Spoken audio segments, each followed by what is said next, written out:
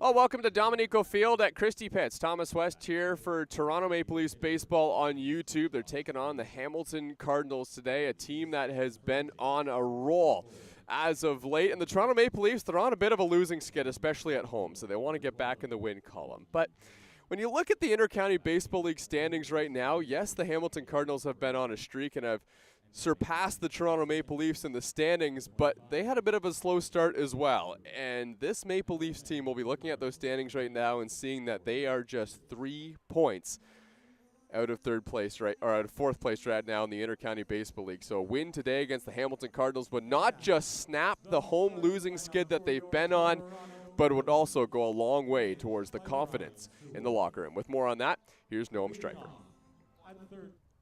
Thanks, Thomas. Despite the Leafs' recent struggles, there's still a lot to be positive about with this team. They sit just 3 games out of fourth place in the IBL standings, and Dennis DeBanning has still been popping off lately. He continued his hot streak on Wednesday night with a 3-for-4 effort with an extra base hit against the Kitchener Panthers. Also, John Javier sits at a 20-game on-base streak for this Leafs team. And Jordan Castaldo, who has been struggling a little bit as of late and is still searching for that 500th career RBI, he's staying really, really calm in his approach. He's walked 6 times to just 1 strikeout in his last 4 games. So clearly the pressure of that milestone isn't getting to him, and he's still the same hitter that we know of and love. With more on the clubhouse dynamics, I'm going to throw to Mike Chicetto and Dennis DeBanning. He's going to turn it around. In a way, like, we always trust in one another. Like, everyone in this roster has each other's backs, no matter what.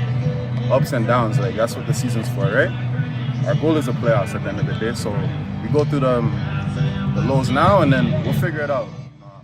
I'm not worried. I don't think anyone else is worried, so we're all right. Yeah, the vibes are high in the locker room. The boys aren't stressing at all. Like I said, this is a vet club. The guys have been here and done it for a long time, even before I was here, right? So I think we're in a good spot. We'll start stringing some wins together, and we'll make a good playoff run for sure.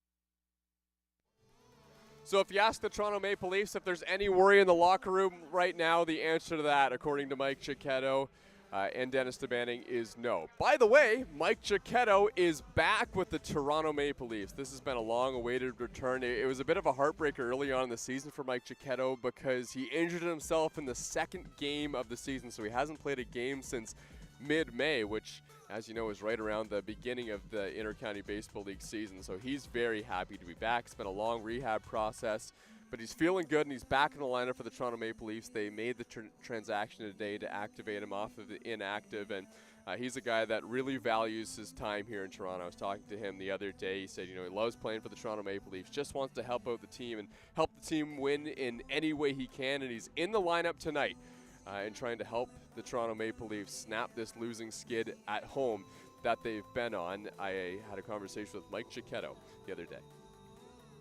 What has it been like playing with the Toronto Maple Leafs, and why have you found so much success here in Toronto?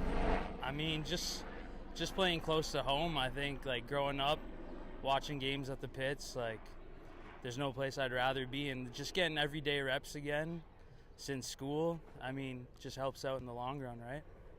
How did you end up here in the Intercounty Baseball League, and what was that process like transitioning to the league? So it's actually pretty funny. In 2017, I was actually playing a 2 o'clock game here at the pits, and the Leafs are actually short on players. They're playing a Saturday night, which was rare back then, and ended up getting a call to play for them.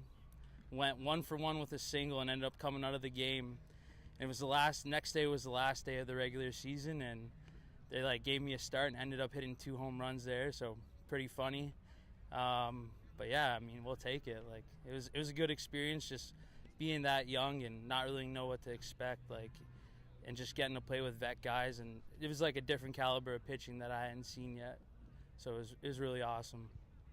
Mike, you were saying you kind of found a home here with the Toronto Maple Leafs. When you think about, you know, this group, and you know, I know there was kind of a sentiment for the last couple of years that they kind of wanted to win it together. That this group before you came went to the Intercounty Baseball League finals 2 years in a row, and it was kind of a heartbreak that they lost. And you joined the club, and they're trying to find it back to that success. Do you kind of feel like you're kind of part of that family and that vibe that this group wants to win it together? Yeah, for sure. Like, we've been getting after it all off season. it's been the talk of the offseason is just let's win it and get it done. We got a good family in there and good clubhouse, and it's just all hands on deck. So, like I said, I think we're in a really good spot to do something special this year. All right, Mike, we wish you the best of luck the rest of the season. Thanks so much for stopping by. Thanks for having me. Yeah, so funny that Mike Chicetto should speak about his first time as a Toronto Maple Leaf when he was, just a kid playing at Christie Pitts, as we see an image of him walking with some kids from Christie Pitts as well. How about that, to get your first opportunity and make use of it? And here he is, back with the Toronto Maple Leafs once again. For now, we're going to take a quick break for the national anthems, and we'll be right back.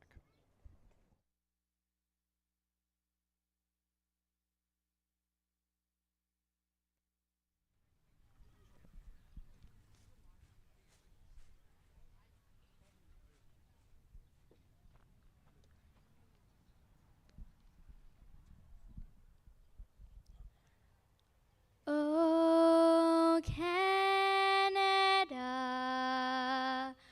our home and native land, true patriot love in all of us command, car ton bras c'est porter l'épée.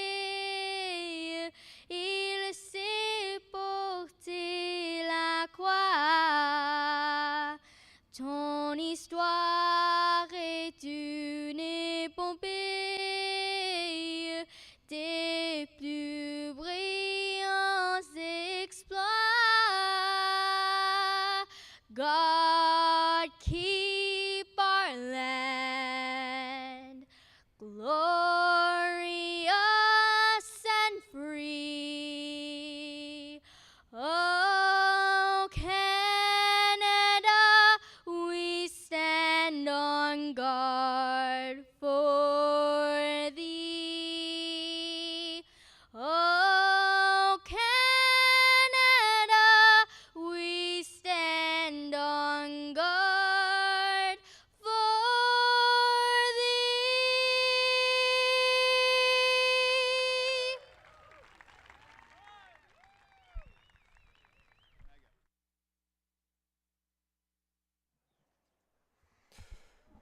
So big game today here at Christie Pitts. The Toronto Maple Leafs and Hamilton Cardinals. First pitch set in just a couple minutes. Let's take a look at the lineup for the visiting Hamilton Cardinals. To lead things off today, it's Carlos Dominguez, who's the right fielder. Batting second is Brandon Nickel, who's played well against the Toronto Maple Leafs this season. Tyler Duncan, the home run derby champ from last season. That'll be going on tomorrow as well. He's in center field batting third. And then the cleanup hitter, Jomar Hernandez, the catcher, the most recent addition to this Hamilton Cardinal lineup. He's had a good start as well. Josh Williams is the DH, a ton of power out of his bat, followed by Tanner Rempel, who's playing first base. And then the bottom three in the lineup, the left fielder, Yoki Pena.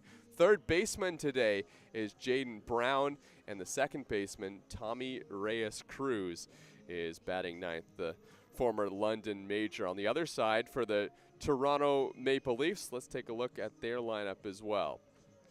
Leading off is Ryan Dos Santos, followed by Dan Mara and Jordan Castaldo, who's sitting on 499 career RBIs. John Javier, who's going to be joining the two guys in front of him, Dan Mara and Jordan Castaldo, at the All-Star game tomorrow. He's in left field today, batting cleanup. Then Dennis DeBanning, who has been the hottest bat in the Toronto Maple Leafs lineup as of late. Justin Mara, who's doing the catching, he's batting sixth, followed by Mike Chicetto. Welcome back, Mike. He's in the DH spot today. Luca Boscarenos in right field. Also a guy the Toronto Maple Leafs are welcoming back to the lineup. He was also injured early on this season. Didn't get to start the season with the Toronto Maple Leafs. And then Spencer Ross, who's been steadfast at shortstop and doing a great job getting on base. He's in the number 9 hole today for the Toronto Maple Leafs. Let's take a look at the pitching matchup as well. Josh Berenbaum is going to get the start for the Maple Leafs. A lot thinking that Berenbaum probably deserved a little bit better last time he was out for the Maple Leafs. Didn't get the best defense behind him. So the Toronto Maple Leafs infield and outfield hoping that they can help out Josh Berenbaum today. But we'll see if he needs it. He's a guy who's got some strikeout stuff. And he's a pitcher out there. He uses a whole bunch of different pitches, including a really good breaking ball. If that breaking ball is on, a lot of the time Josh Berenbaum is also on. On the other side, this guy doesn't throw a whole lot of breaking balls at all. Corbin Peters will come at you with a high-velocity fastball. This is what he's done this season, pretty similar numbers to what we've seen Josh Berenbaum. Corbin Peters hasn't started a lot of games in his Inter-County Baseball League career, especially this year, but you got to remember that this Hamilton Cardinal team is on the back end of a 3-3. And oh, by the way, the first 2 games of that 3-3 were against the second-place London Majors, where they had to use the back end of their bullpen a lot. It was some very close, tight games. They're coming off a 5-4 loss. So the Maple Leafs hoping that they can take advantage of that. But on the other side, Corbin Peters has also pitched quite well against the Maple Leafs this season when he has. And the Maple Leafs hoping that they can sit on something hard and hit it as far as they can against Corbin Peters. But first is Josh Berenbaum, who's going to try and get through this first inning.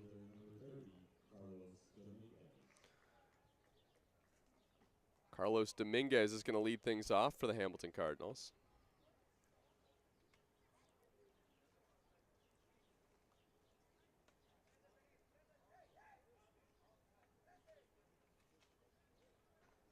Dominguez hitting .256 on the season for Hamilton.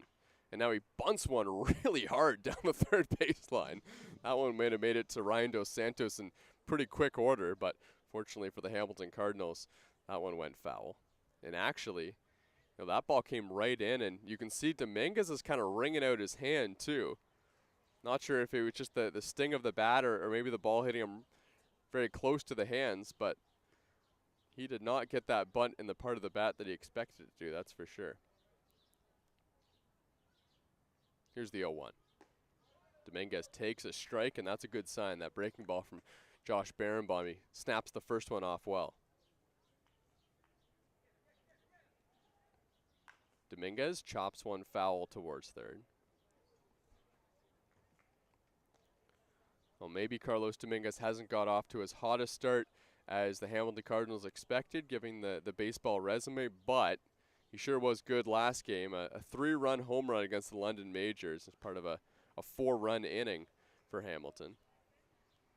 And nearly willed them to a victory, but unfortunately the winning streak for the Cardinals was snapped. They lost that game, the second of 2 against London, but if you come out with a 1-1 and a home against London, that's not too bad. The 0-2 pitch fouled off. Dominguez went up and got that one.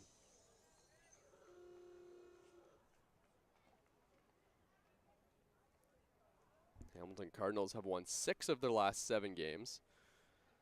Here's the 0-2 pitch.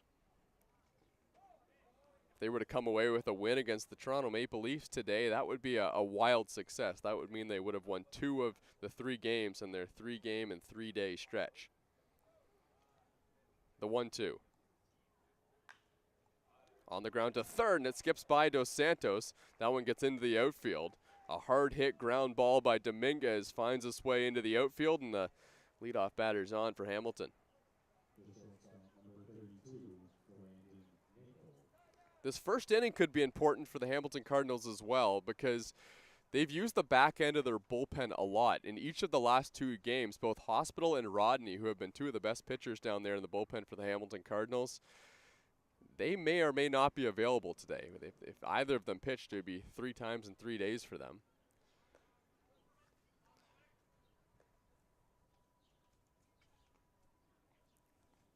So this is Brandon Nickel at the plate as he takes ball 1 from Josh Berenbaum. 3 years of college baseball at Southern Arkansas for Nickel. There goes Dominguez, pitch high, throw down to second base. It was in time, but it just skipped out of the glove of Dan Mara. And Dominguez is going to hold his ground at second.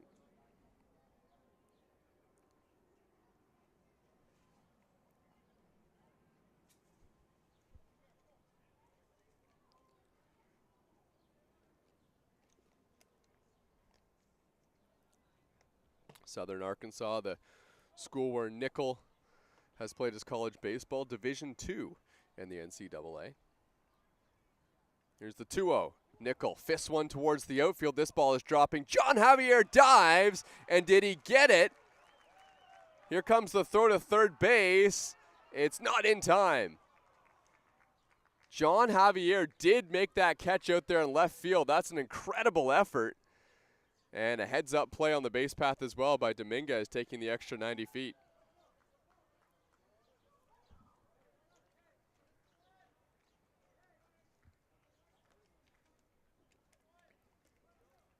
Well, Josh Berenbaum, who didn't get the best defense last time he was on the mound, just got a heck of a play out there in left field from John Javier.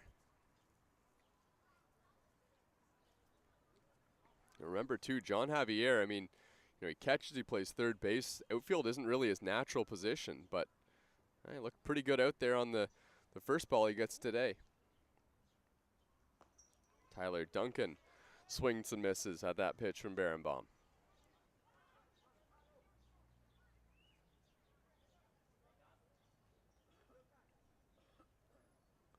Slow start for Tyler Duncan this year, but he's been tearing the cover off the baseball of late as the 0-1 pitch swung on and missed. Couple pitches low in the zone from Berenbaum, and Duncan swings right over the top of him. Riding a 4-game hitting streak right now, but in his last 4 games, he's got 9 hits. Couple home runs as well. Duncan takes in the dirt. This time he was able to lay off. You'll go back 4 games ago, he had a heck of a game against the Chatham-Kent Barnstormers. Listen to this stat line. He was 5 for 6, 2 home runs, 5 RBIs, a double, a triple, and a single. Yes, sir, that was the cycle against the Chatham-Kent Barnstormers.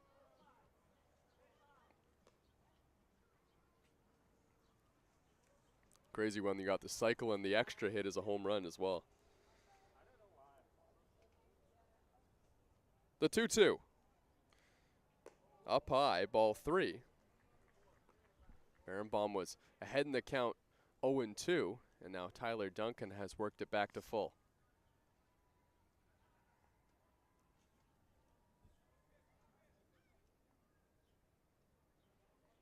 Infield is played back right now for Tyler Duncan, so if he hits a ground ball with the speed of Dominguez, he's probably coming home on contact with one away in the inning. The 3-2, Duncan swings and misses. That's a big punch out for Josh Berenbaum.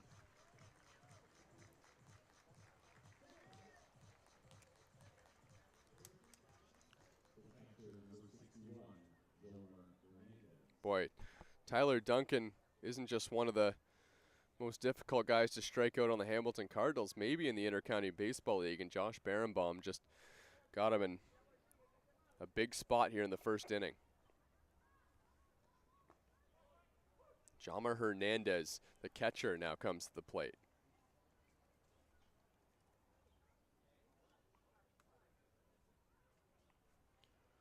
Hernandez chops one foul towards third. Jama Hernandez played 2 seasons in the Pittsburgh Pirates organization. That was back in 2018 and 2019, and then played in the Toronto Blue Jays system for 3 years up until 2024. Last team he played for was the Washington Wild Things in the Frontier League.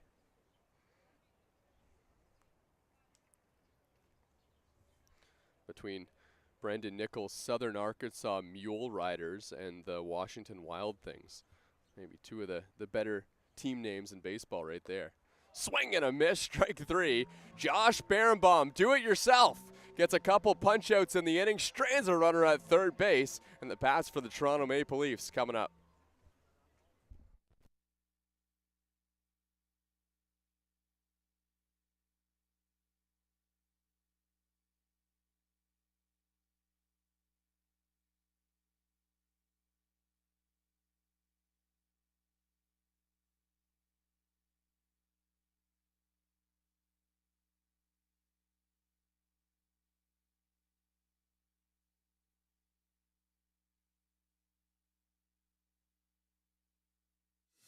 Get ready, Hamilton. It's the 2025 IBL Home Run Derby and All-Star Game. Hosted by the Hamilton Cardinals at beautiful Bernie Arbor Stadium. Watch the league's top sluggers crush moonshots in the Derby. Then see the best of the best go head-to-head under the lights in the All-Star Game. Grab your tickets now at HamiltonCardinals.com. Because this summer, the stars shine brightest in Hamilton.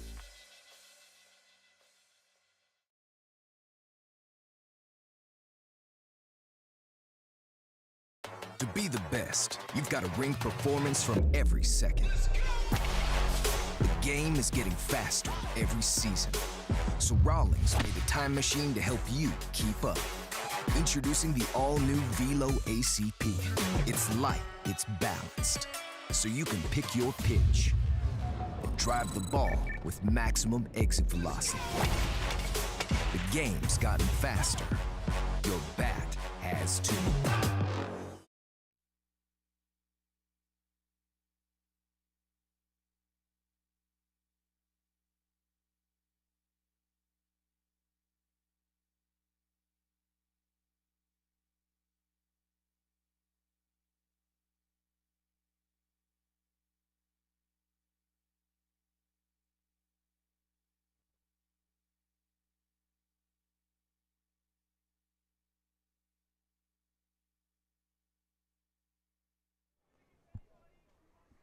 Corbin Peters getting the start today for the Hamilton Cardinals, facing this Toronto Maple Leafs lineup. Peters with an ERA of 4.72 on the season, has appeared in 8 games this year.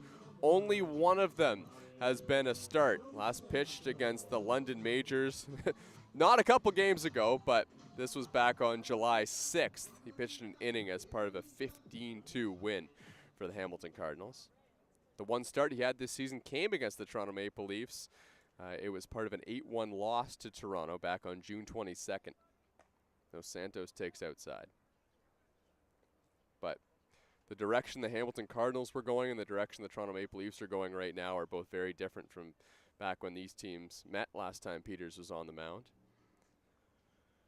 The 1-0, Dos Santos slashes this one into the outfield, but that one's going to hang up for Yoelqui Pena out there in left. Yoelqui Pena has Tyler Duncan to the left of him in center field, and then Carlos Dominguez is in right. The third baseman today is Jaden Brown. And Brandon Nickel at shortstop, Tommy Reyes Cruz at second base, Tanner Rempel at first. And then Jomer Hernandez doing the catching for Peters.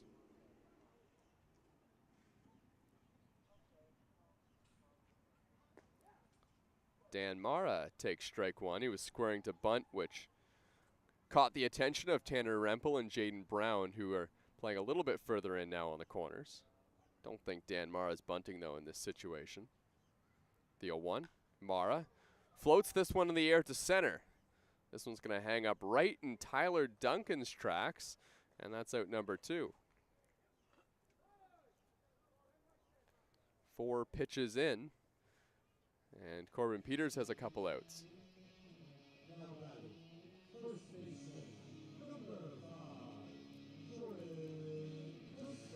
Lots of history on the line when Jordan Castaldo comes to the plate. He's got a little ways to go to move himself up the hits leaderboard in the Intercounty Baseball League, but right now I think just getting that 500th RBI off his back would be a big weight lifted off his shoulders. With no one on base there, he would need a long ball, though, to get that milestone here.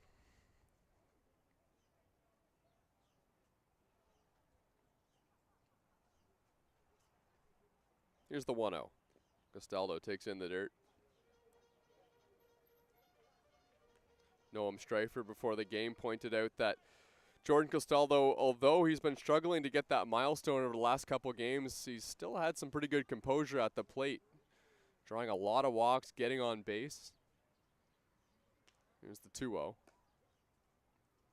Which is not something that's new to Jordan Castaldo. He's always taking walks. In fact, there was a time where every single season Jordan Castaldo would lead the Intercounty Baseball League in walks, but his teammate Ryan Dos Santos has been giving him a run for his money in the last couple of years. Here's the 3-0 pitch. Well, Jordan will get the walk this time. He'll head down to first base. And Jordan Castaldo continues to get on, and we'll see if John Javier can drive him in here with 2 outs in the bottom of the first.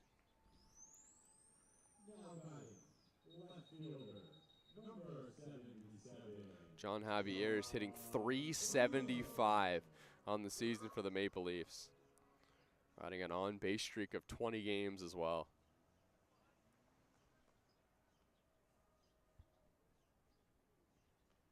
Had a hit streak going coming into the game against the Kitchener Panthers last time out. Went 0 for 3, but did walk and score. Javier takes the first pitch, and it's low. Corbin Peters may have read the scouting report on John Javier, knowing that he loves to swing at the first pitch. The 0-1. Javier takes a strike, and the count's 1-1, and Javier points at the ground to the home plate umpire, thinking that pitch may have been low. So he'll step out and call time and regroup. It's not necessarily a matter of always swinging at the first pitch for John Javier. He just likes to swing at strikes, and pitchers love to pound the strike zone early in the count. Big swing that time from Javier, but he came up empty.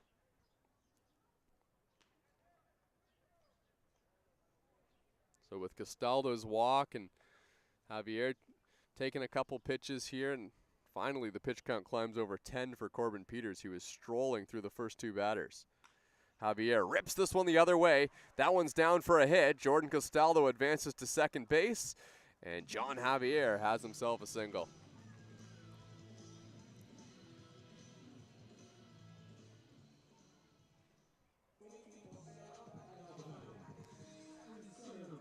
Well, this is the right guy in the Toronto Maple Leafs lineup to have two guys on base for, even though there are two outs. Dennis DeBanning has been, he's been hitting really well for the Toronto Maple Leafs. A hit here, and his batting average would climb over 300. He's hitting .279 on this season. He was 3 for 4 last game against the Kitchener Panthers. That included a double. DeBanning takes the first pitch. You remember in the offseason, Dennis DeBanning was traded for John Salazzo. That was one of the big offseason splashes that we saw in the Intercounty Baseball League, but unfortunately the Maple Leafs don't get to see their old teammate in John Salazzo on the field today for the Hamilton Cardinals.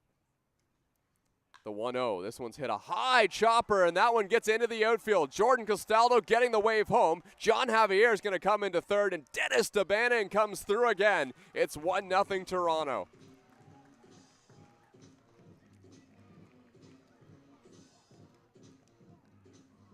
Well, Dennis DeBanning hit that ball really hard, but that got a favorable kick for the Toronto Maple Leafs. It hit off the left side of the mound and just darted into the outfield. There was absolutely no play for the shortstop, Brandon Nickel. It was maybe 10 feet over his head. But hit the ball hard, you get rewarded. For the Maple Leafs, that's a 1-0 lead.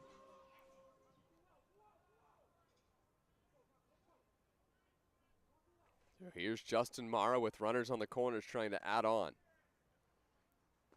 Mara takes a first pitch strike. Justin Mara is hitting .263 on the season for the Maple Leafs. Former draft pick of the Chicago Cubs back in 2011. The 0-1. There goes DeBanning. Here's the throw, and it's not in time. DeBanning steals second base. Well, a good throw probably would have got Dennis DeBanning. You know, it looked like he actually slipped a little bit when he got that. He got a good jump, but the dirt kind of kicked out of his feet when he started going to second base. The throw was high. DeBanning was able to slide in under the tag. Now 2 in scoring position for Mara. Here's the 1-1 from Peters. Mara takes inside.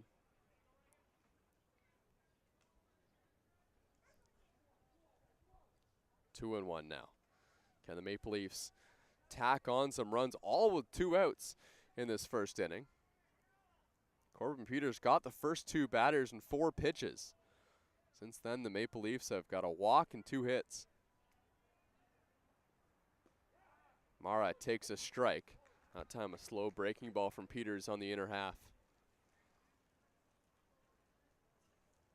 Justin Mara was 1 for 3 last game against the Kitchener Panthers. He's riding a 3-game hitting streak.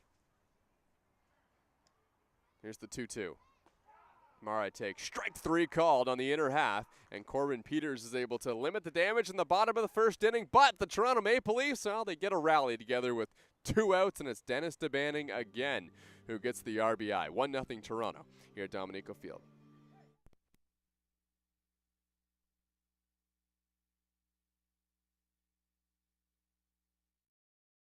To be the best, you've got to ring performance from every second. The game is getting faster every season. So Rawlings made a time machine to help you keep up. Introducing the all-new Velo ACP. It's light, it's balanced, so you can pick your pitch and drive the ball with maximum exit velocity. The game's gotten faster. Your bat has too. Get ready, Hamilton. It's the 2025 IBL Home Run Derby and All-Star Game. Hosted by the Hamilton Cardinals at beautiful Bernie Arbor Stadium. Watch the league's top sluggers crush moonshots in the Derby. Then see the best of the best go head-to-head under the lights in the All-Star Game. Grab your tickets now at HamiltonCardinals.com, because this summer, the stars shine brightest in Hamilton.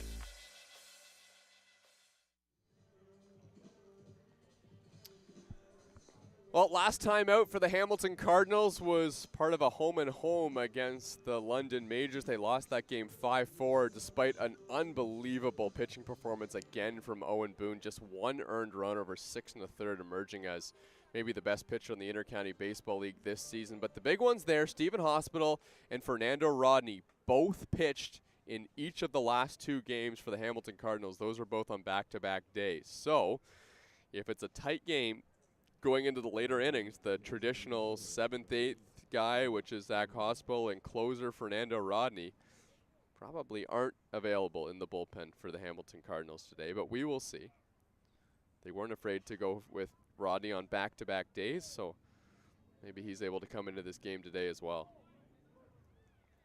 Ideal situation for the Maple Leafs, though, is that Josh Berenbaum gets to another good inning and they can tack on some runs here.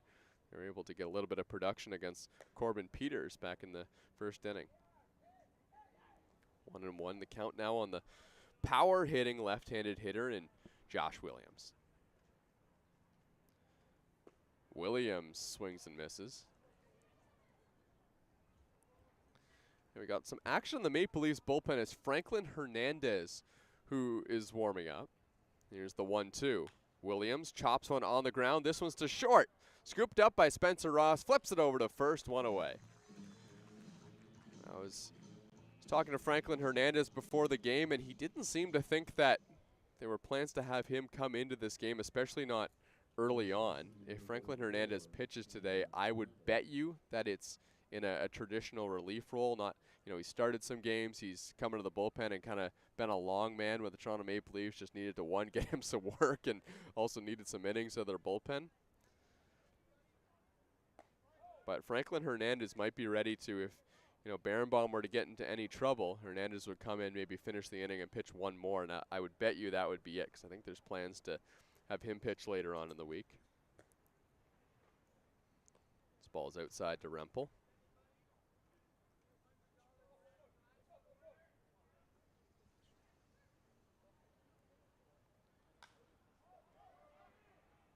Rempel hits this one in the air. It's Luca Boscareno getting his first play in the field for the Toronto Maple Leafs. He makes the catch. Luca Boscareno is also quite a versatile player. He can play all the outfield positions. He can also catch. So he'll be in the mix as well to kind of help Justin Mara get a couple days off, or at least DH/first base days, depending on Jordan Castaldo. Yoki Pena, the left fielder, at the dish now. Takes strike 1.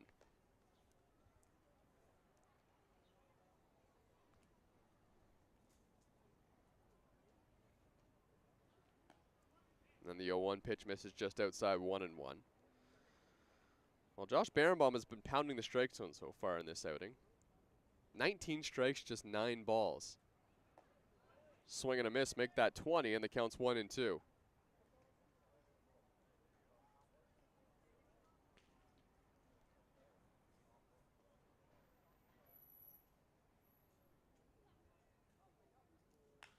This one's hit in the air, deep to right field, and foul. Yoki Pena gave that one a ride, but he was so far out in front of that ball, there was almost no chance of him keeping that one inside the foul pole. Another 1-2 from Berenbaum. This one's chopped foul, this time on the ground to the right side. Josh Berenbaum comes into this outing with an ERA of 4.91 in 33 innings pitched for the Maple Leafs this season. The 1-2. Fouled off. That one right in on the hands of Pena.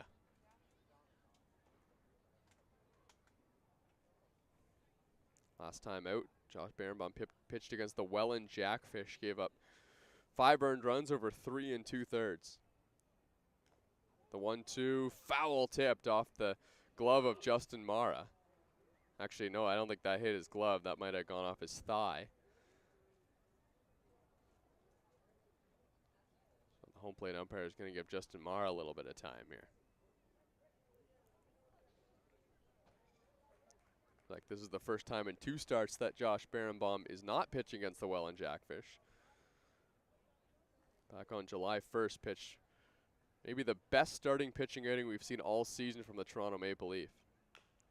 This one's fouled off again by Pena. That time Pena hit it off himself. That was off his foot. That outing back on July 1st for Berenbaum, 6 innings, didn't give up a run, just 5 hits and struck out 5 as well.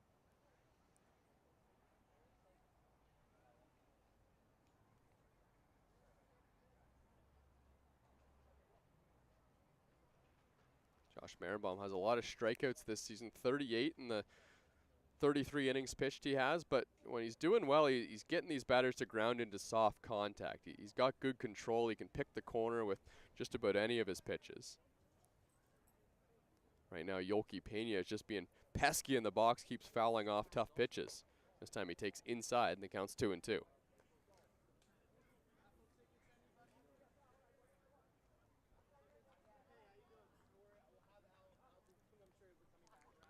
The 2-2. Fouled off again. How about this battle? Berenbaum and Pena. Early in the season, the Toronto Maple Leafs lacked some pitching depth, so sometimes Josh Berenbaum was coming into outings knowing that he had to go 6 innings no matter what. As here's the 2-2 from Pena. Swing and a miss, strike 3. Josh Berenbaum gets out of the inning, and he does it 1-2-3 against the Hamilton Cardinals, and he's racking up the strikeouts as well. 1-0 Toronto Maple Leafs as we head to the bottom of the second.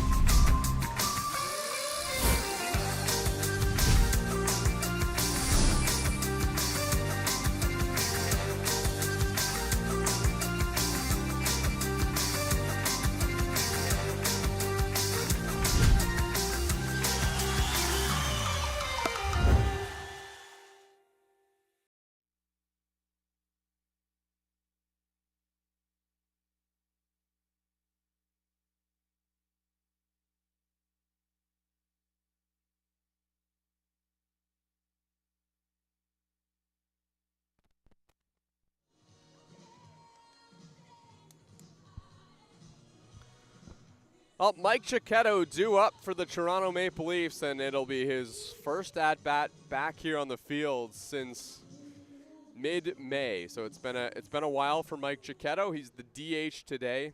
Play a little bit of first base for the Maple Leafs as well if they need him. And you know, he's a guy that was really disappointed about the injury, just running up the first baseline in that game in May, and felt something. Was on the inactive for a while he rehabbed from the injury, and now he's getting his first at-bat back.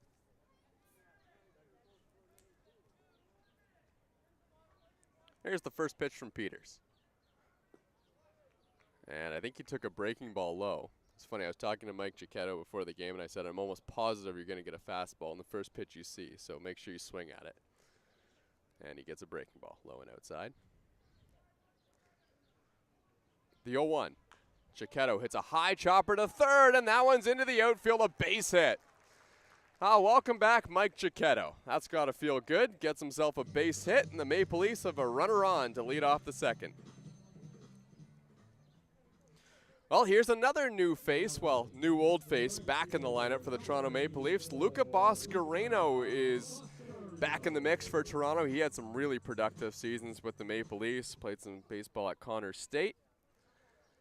And the Maple Leafs are happy to have him back in the lineup. There was plans to have Luca Boscareno in the lineup for the entire season, but he injured his hand right before the season, so he wasn't able to play.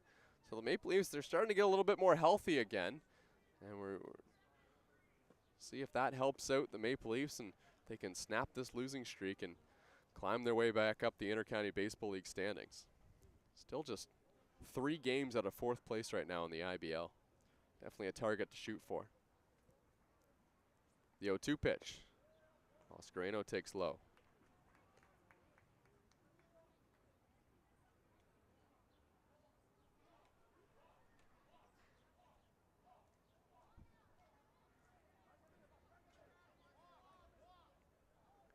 There's a 3-0 to Boscareno. And that one's outside, ball 4. It's a 4-pitch walk from Corbin Peters. Well, our graphics guy, Gus, astutely pointed out that Corbin Peters started off, he was just going from the stretch, then he started out the second inning going from the full windup. And since he's done that, Mike Chicetto gets aboard with a single, a 4-pitch walk to Luca Boscareno, and now here's Spencer Ross.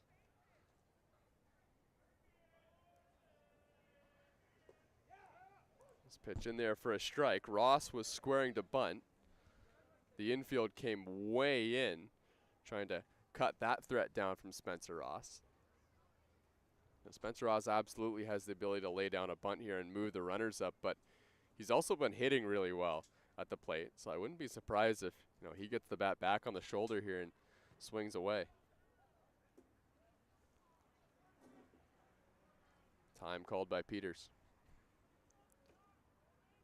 On the season, Spencer Ross is hitting .236, but with an on-base percentage of .402 on the year. The 0-1. Ross is bunting, and he taps it foul at home plate, so now there's 2 strikes.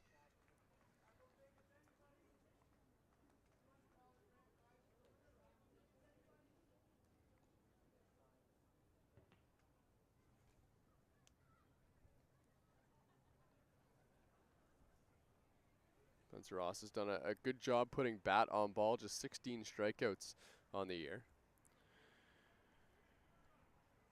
Here's the 0-2. Ross takes strike 3 called on the inside corner. He didn't like it, but that's a big out for Corbin Peters. And here comes the top of the lineup with Ryan Dos Santos.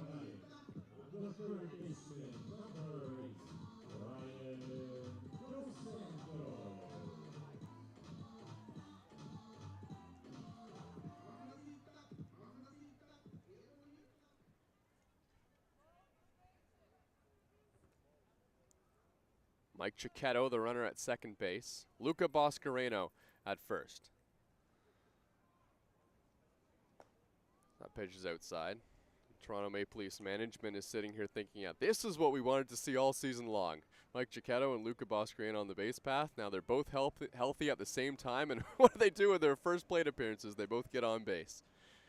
Here's the 1-0. Dos Santos swings and misses, and it's 1-1.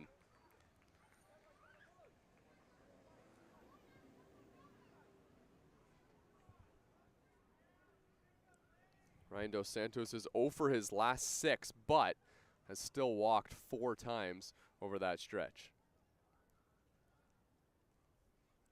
The 1-1. Dos Santos takes low, maybe a bit outside. Appeal for the check swing. And the umpire at second base says no swing. But Corbin Peters was a little bit frustrated because he knew that the umpire wasn't looking because he had to be signaled to make the call.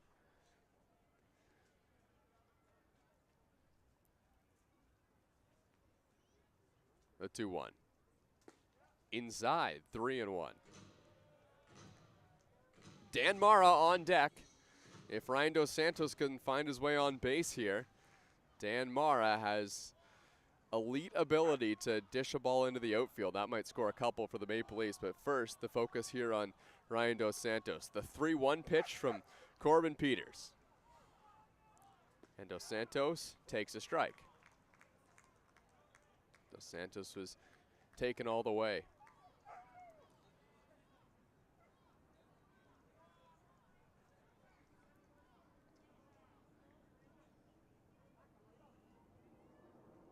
Now the 3-2. Swing and a miss, strike 3. Corbin Peters pumped up as he gets his second strikeout in a row. And now the Maple Leafs in danger of stranding Chicetto and Boscareno, who got on base to lead off the inning.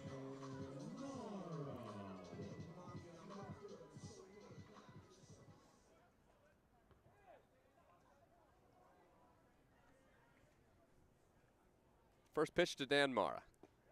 And there for a strike. On these last couple batters, Corbin Peters pitching out of the stretch again he might have found something. The 0-1. Mara takes low.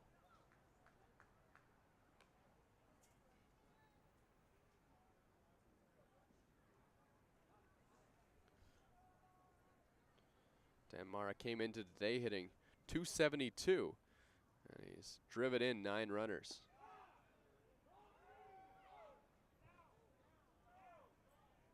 So this is a funny situation here for the Toronto Maple Leafs because they hear yelling from the Hamilton Cardinal dugout to try and entice the home plate umpire to call the strike. It's Angel Castro who's yelling from the dugout on the side of the Hamilton Cardinals. Here's the 2-1. And there for a strike. Of course, the Toronto Maple Leafs will remember that from when Castro was a pitcher on the side of the Maple Leafs and was always the most animated guy in the dugout. 2-2 now on Dan Mara. And he fouls a tough pitch off.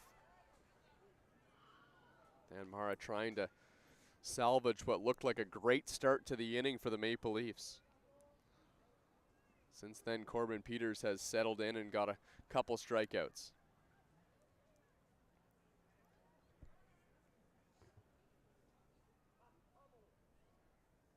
Here's the 2-2. In the dirt. And both runners are going to move up as Hernandez have it kick off his shin guard and roll just far enough to make 2 runners in scoring position for the Leafs.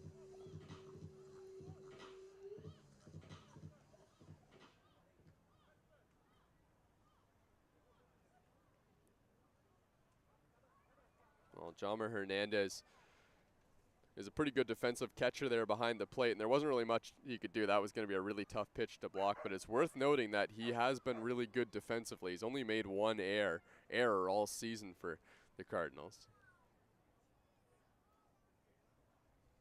3-2 on Mara.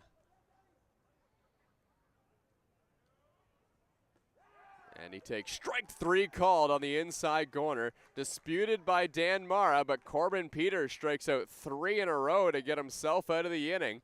And it's just a 1-0 lead for the Maple Leafs after 2.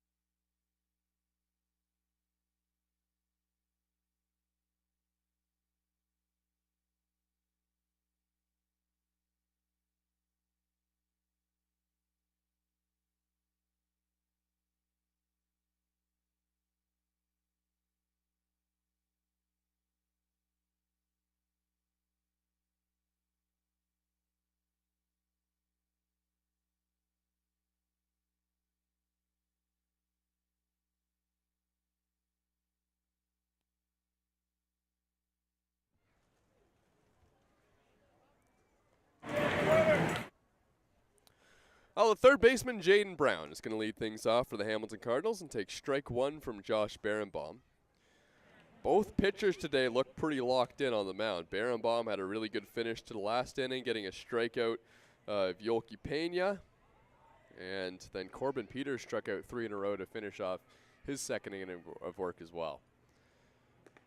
Brown takes outside.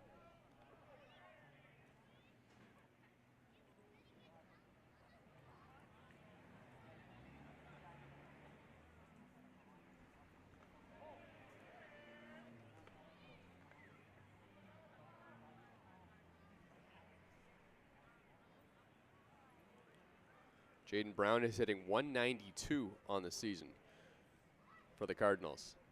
And he swings and misses at that pitch, and the count's 2-2.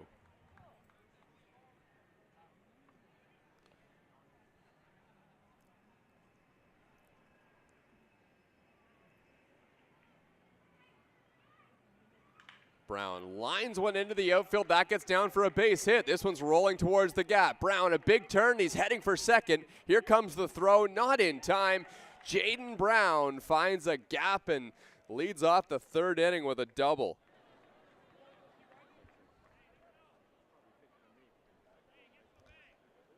That's a good start to the inning for the Hamilton Cardinals. For Jaden Brown, that's his 6th extra base hit of the season. 4th double.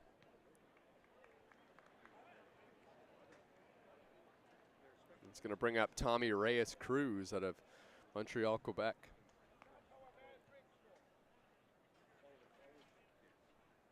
Cruz takes high, ball 1. Tommy Reyes-Cruz is hitting .246 on the season for the Cardinals. Spent his first 2 years in the Intercounty Baseball League playing for the London Majors, and this is his first season and his 24th game with Hamilton. The 1-0, Reyes-Cruz swings over the top of that one.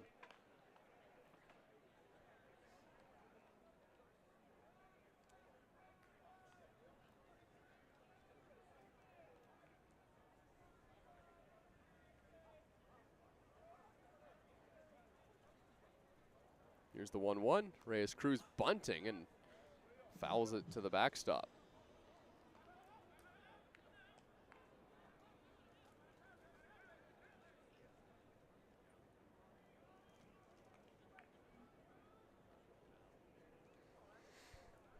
A couple seasons ago, Maple Leafs fans might remember Tommy Reyes-Cruz tried his hand at pitching.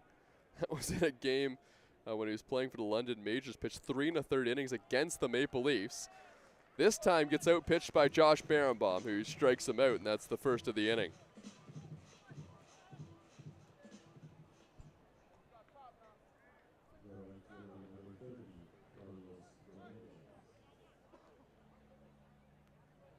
Back to the top of the order for the Hamilton Cardinals. This is Carlos Dominguez, who had a hit in his last at-bat.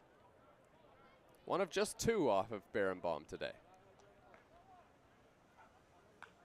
This one's fisted on the ground to first, and it skips by Jordan Castaldo. That's going to allow a run to come in to score, and we have a tie ball game at Christie Pitts. Well, Carlos Dominguez just hit a little spinner that jumped off the lip of the grass and got under the arm of Jordan Castaldo. And unfortunately for the Maple Leafs, with that ball making it to the outfield, that's what allowed another run, or the run, to come in to score. That was Jaden Brown, who had led off the inning with a double.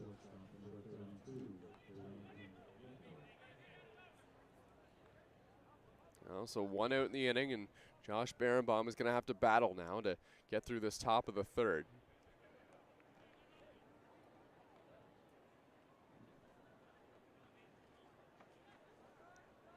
Brandon Nickel at the dish, and there's a throw over to first.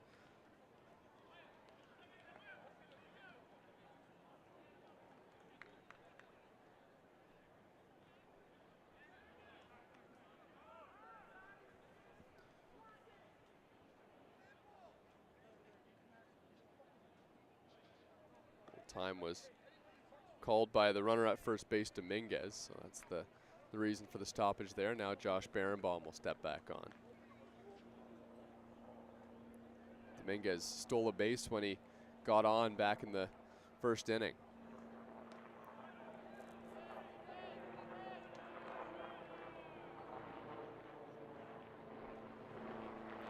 Justin Mara's throw also when Dominguez went to second was in the dirt, and Justin Mara says, you know, he always wants to make the first throw well to try and shut down the running game. As this one's hammered to left field, and that's a no-doubter. Brandon Nickel has homered again against the Toronto Maple Leafs, and it's 3-1 Cardinals.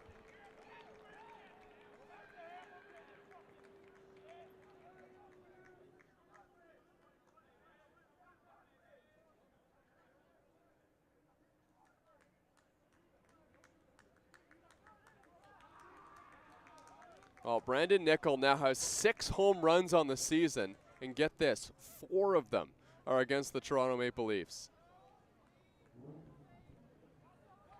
Coincidentally, one of them was a game in Hamilton that Brandon Nickel hit in a 1-1 ball game that was much later in the game and pretty much won the game for the Cardinals. Now he's given Hamilton the lead once again, and just like that game about a month ago, it's 3-1.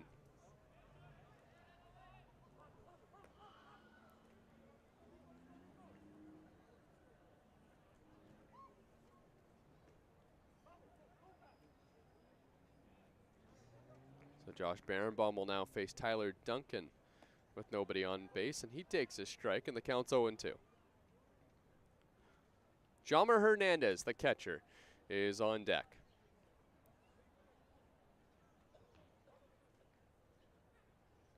The 0-2. Chopped foul.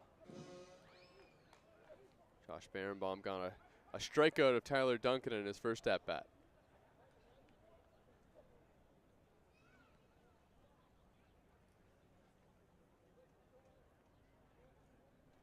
The 0-2. Fouled off again by Duncan.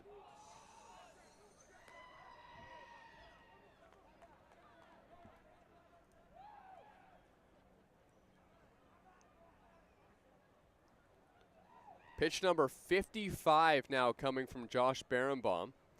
Here's another 0-2 to Duncan. It's a high chopper. This one's to Dan Mara at second.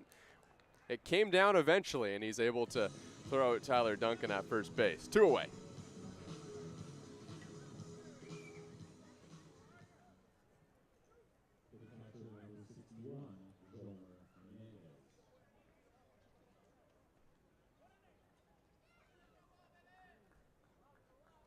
Well, some errors by the Toronto Maple Leafs infield have caused Josh Barenbaum to throw some extra pitches as he approaches the 60 pitch mark. Snaps off a good breaking ball there against Hernandez, who is way out in front.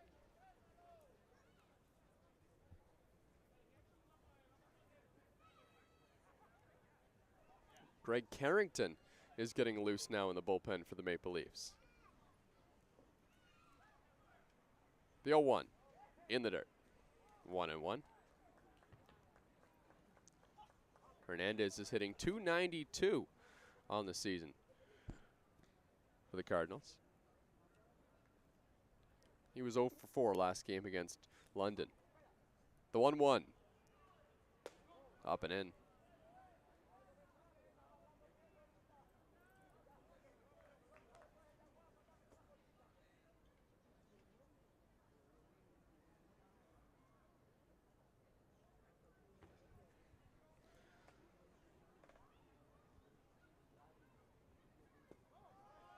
A swing and a miss, the count 2-2.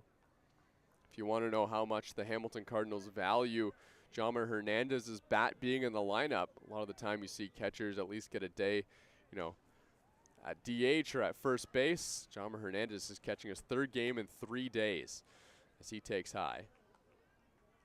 Obviously something you see a lot in Major League Baseball, but in the Intercounty Baseball League, you don't usually have 3 games in 3 days, and to have your catcher be behind the dish for all 3 of those, he's a workhorse back there. He chops one foul, this time towards first base. He's only had 23 at-bats in the Intercounty Baseball League, but he's already left the yard 3 times and driven in 12 runs. Here's the 3-2. Low, ball 4. Hernandez will head down to first base.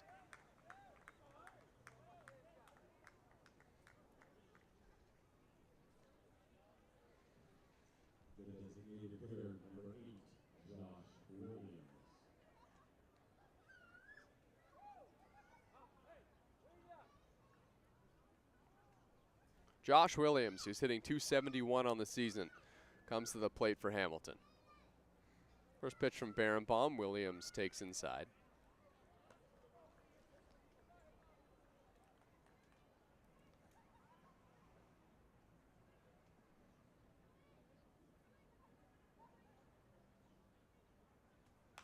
Williams hits this one on the ground. This one's to Spencer Ross at second, goes the short way, and that'll end the inning. But the Hamilton Cardinals strike for a couple runs. In fact, they get all 3 of their runs in the 3rd inning, so they've got the lead over Toronto. We'll be right back.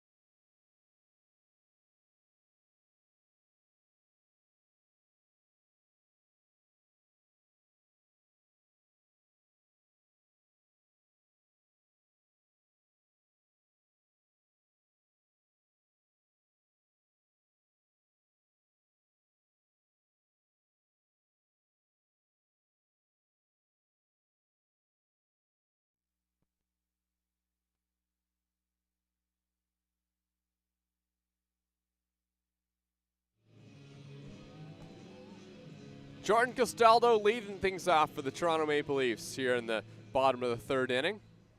Jordan Castaldo walked in his last at-bat.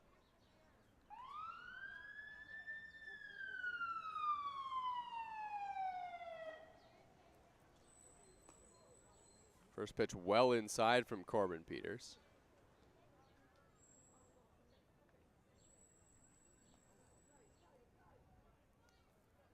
John Hernandez kind of came up and gave Jordan Castaldo a tap there as he had to dart out of the way of that baseball that was coming in near his feet.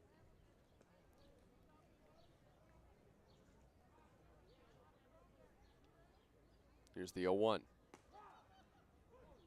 Corbin Peters going from the stretch again.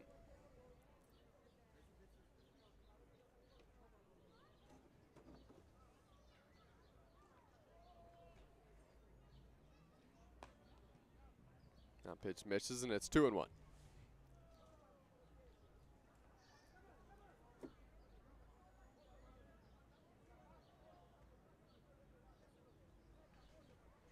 (3-1) Hamilton Cardinals. Here in the 3rd.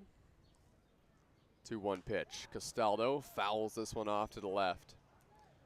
Brandon Nickel has the big swing in this game, a 2-run home run.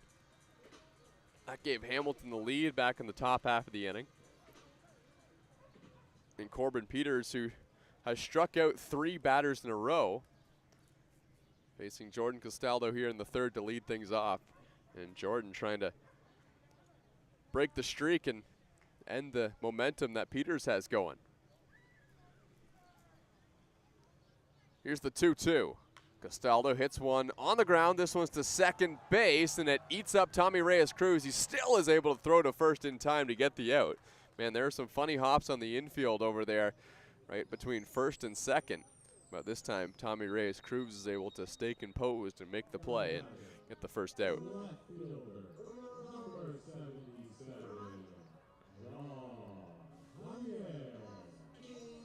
John Javier hit a sharp single through the right side in his last at-bat. Comes to the plate, getting a second chance now here against Peters. See if Corbin Peters stays away from the strike zone on his first pitch against the free-swinging John Javier. That's what he did in his last at-bat, and he misses low.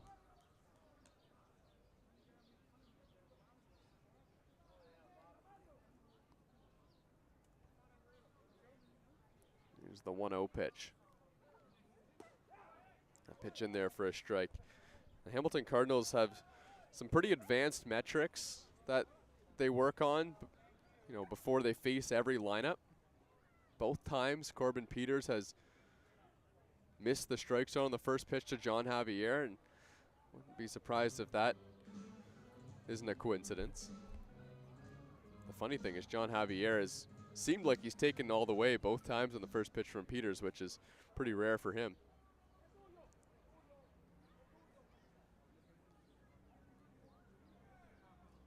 The 1-2. John Javier gets into this ball to center field, but it doesn't quite have enough on it. Tyler Duncan takes a couple steps back and makes the catch, and that's the second out of the inning.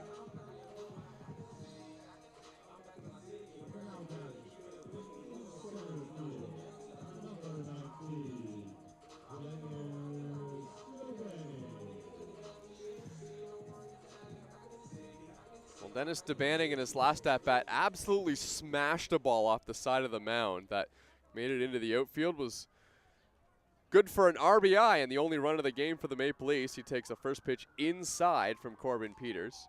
Of course, the Hamilton Cardinals will know Dennis DeBanning well from his time playing with the Hamilton Cardinals. Came over in a trade in the offseason. Before that, was a Hamilton Cardinal since the summer of 2022. The 1-0. DeBanning fouls it off. I talked to Dennis DeBanning in his first game back when he was playing against the Hamilton Cardinals about a month ago back at Bernie Arbor Stadium, and he said, you know, that was something that was pretty special for him to, you know, play his former team again. Here's the 1-1. DeBanning takes inside. Well, that summer of 2022 was the best year of Dennis DeBanning's career in the Intercounty Baseball League. He hit .409 that season. Here's the 2-1. DeBanning slashes one into the outfield, and he's got himself another base hit. This one rolls towards the chalk line. Dennis DeBanning, though, will put on the brakes. It was a perfect throw from the outfield to second base, so it was a good thing Dennis did, and he's aboard with a single. But this time there was nobody on base for the Maple Leafs.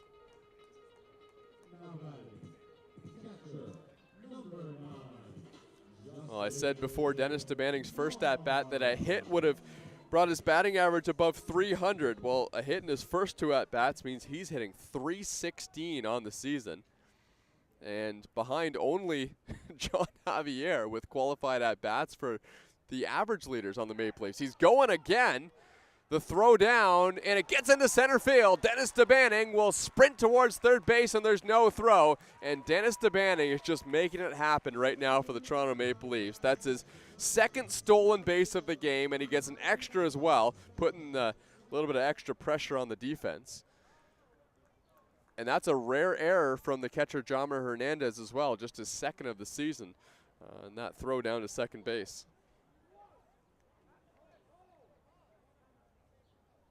Dennis DeBanning 90 feet away, but there's 2 outs in the inning. And can Justin Mara find a way to drive him in?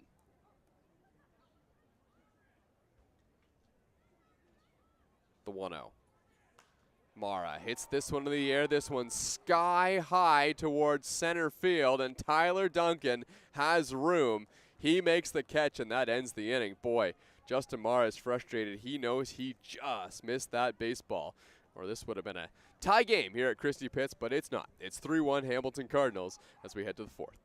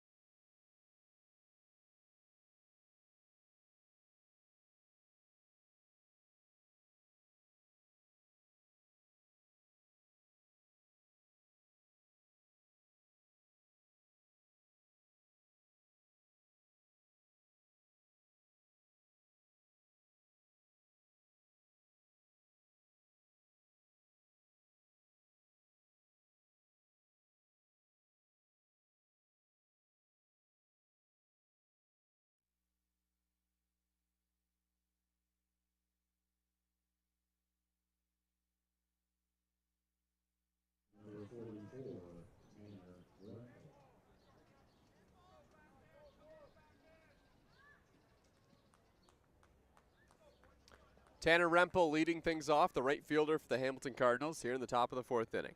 Josh Berenbaum's first pitch is just inside.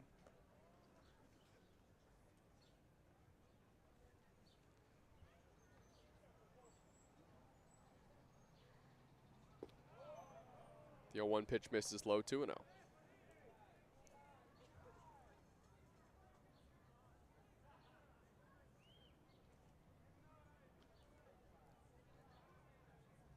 Rempel hits this one on the ground. Diving stop by Spencer Ross. Get up, throw it to first. What a play. Oh, Spencer Ross with a heck of a play at shortstop. And that's the first out of the inning.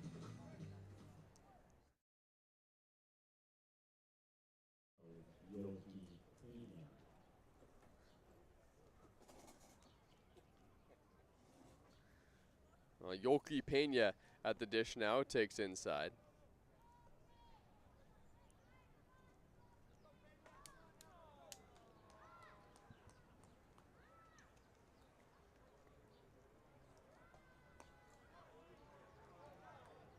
Pena takes just outside. Count 2-0 again.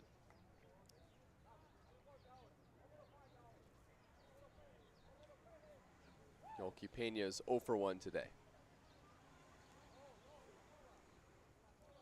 3-0 the count now. Jaden Brown is on deck. He doubled in his last at bat. Berenbaum won't want to put Pena on here in the fourth. So he delivers a strike, and the count's 3-1.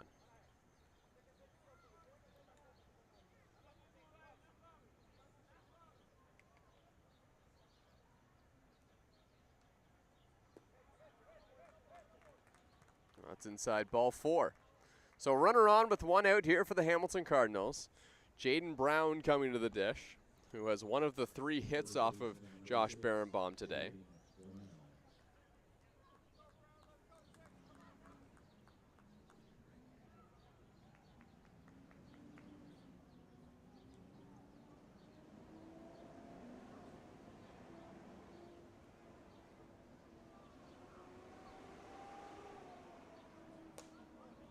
And Brown takes a strike.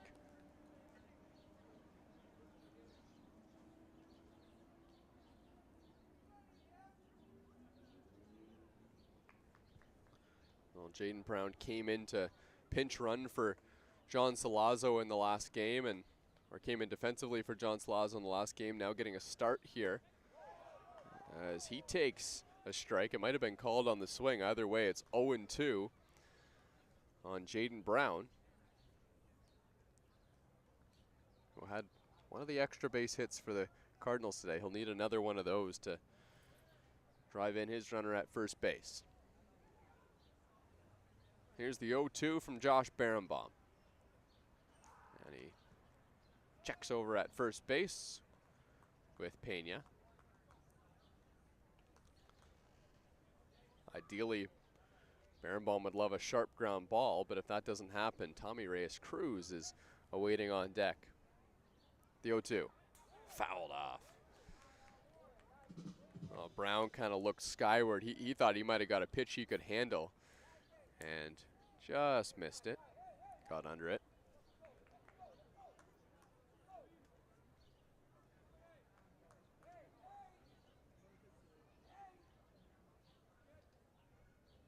The 0-2.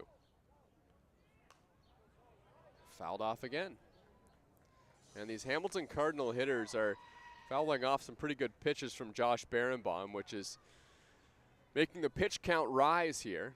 That's 75 pitches here in the top of the fourth.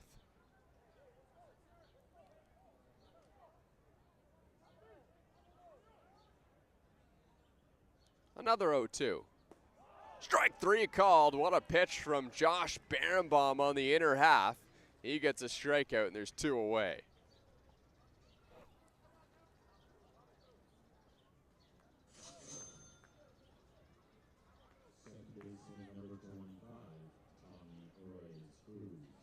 So this is the guy you got to get here, Tommy Reyes-Cruz, who's the number 9 hitter.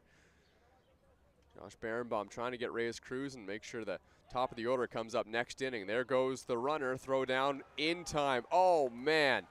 Justin Mara threw him out by a mile. Yolki Pena gets caught by 3 steps, and that's a great throw there from Justin Mara. That gets Berenbaum and the Maple Leafs out of the inning. It's 3-1 Hamilton Cardinals as we take a quick break.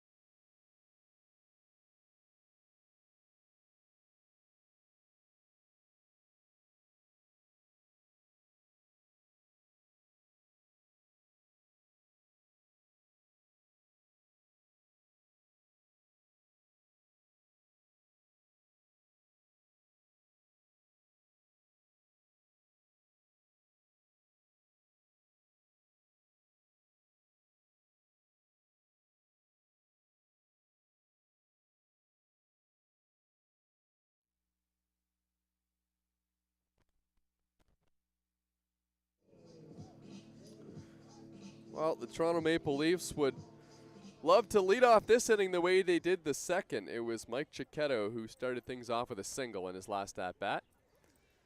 That was to start the second inning.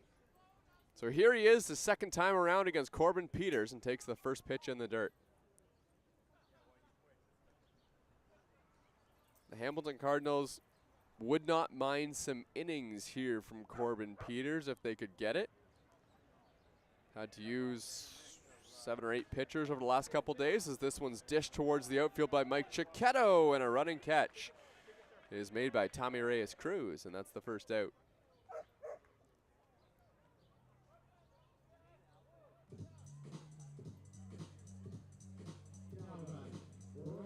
Luca Boscareno, who's hitting in the number 8 spot today, comes to the plate.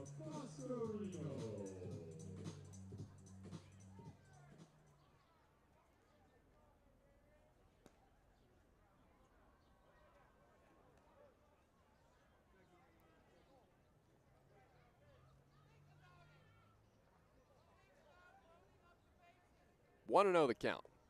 Boscareno takes low.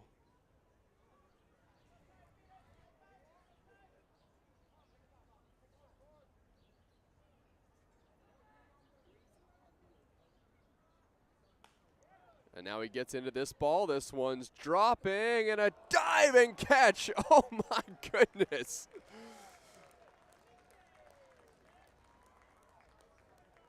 What a play. Luca Boscareno is robbed.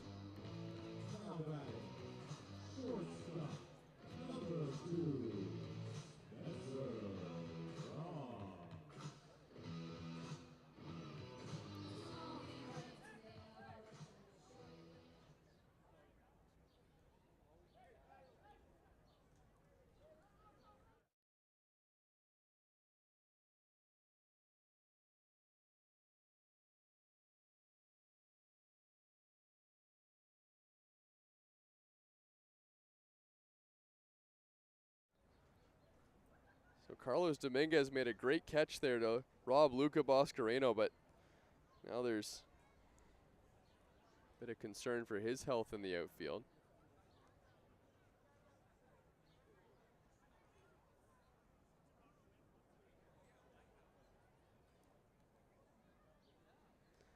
You know, he went like full Superman dive in the outfield, and he might have just got the wind knocked out of him. Looks like he's going to be okay, stays in the ball game. Heck of a catch.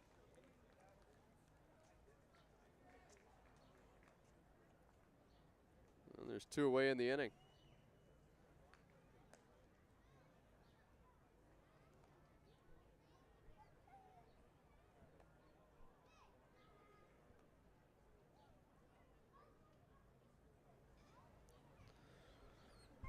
So Spencer Ross is going to come to the plate now. Made a heck of a play at shortstop last inning.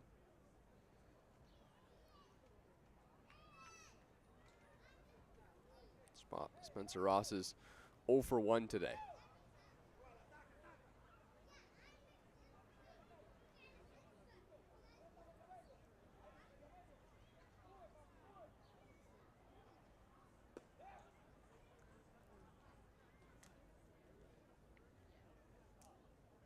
Spencer Ross struck out in his last at-bat, did not like the call. It was a pitch similar to the first one he saw from Corbin Peters there, and the count's 1-0. And now he lines one right to the shortstop, and that's going to end the inning. 1, 2, 3 go the Maple Leafs in the 4th. Corbin Peters continuing to roll along on the mound. It's a 3-1 lead for Hamilton.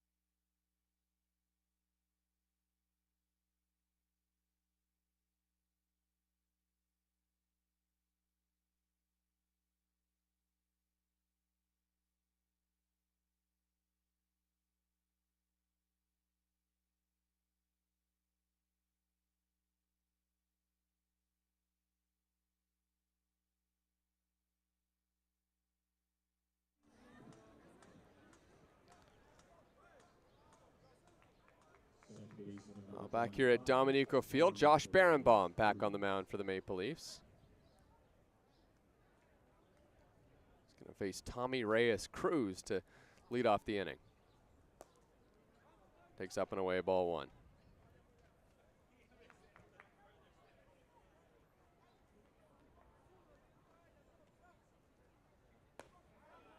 The 1-0 pitch in there for a strike.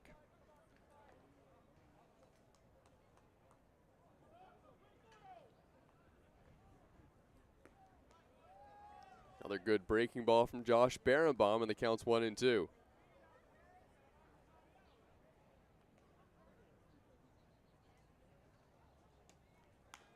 This one's right back to Josh Berenbaum, makes a jumping play, flips it over to first, and that's the first out of the 5th inning.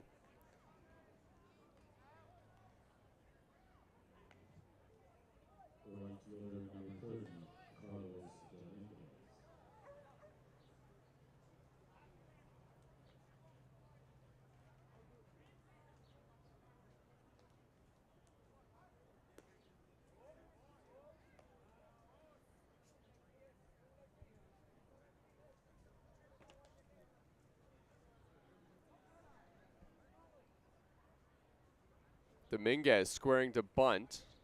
Made an unbelievable catch out in right field last inning. Knocked the wind out of himself, but I think that was just about it as he hopped back to his feet and he seems to be okay.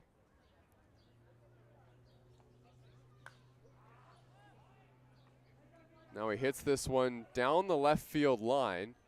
This one's going to find its way onto the hillside.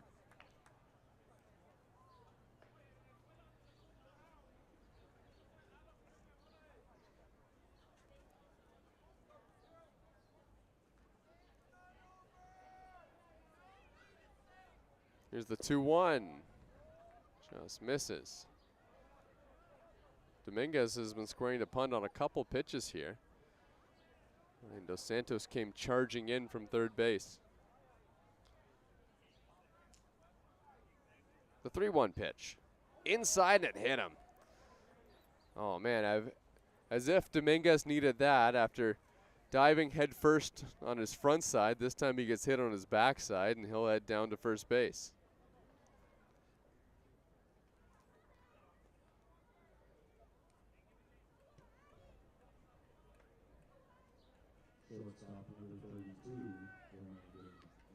Well, as the game stands right now, Brandon Nickel is the guy who has the winning swing for the Hamilton Cardinals. It was a 2-run home run. That came at his last at-bat. Well, he's got a runner on base again, and it's the speedy Dominguez. Not going on the first pitch, though, and Nickel takes low and inside, ball one.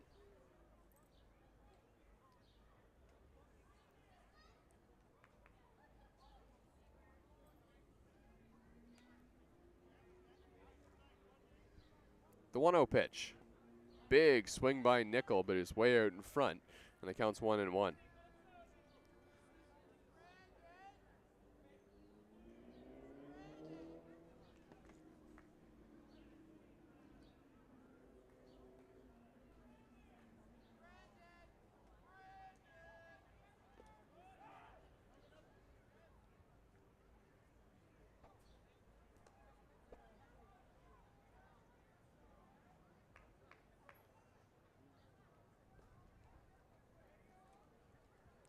Brandon Nickel playing his first season in the Intercounty Baseball League this year, and it's going pretty well. He's hitting .308. One of the better hitters on the Hamilton Cardinals this season. 6 home runs on the year, 10 extra base hits, and 107 at-bats. There goes Dominguez. This one's skied in the air to center field. This one's going to be playable for Dennis DeBanning, and Dominguez will head back to first base.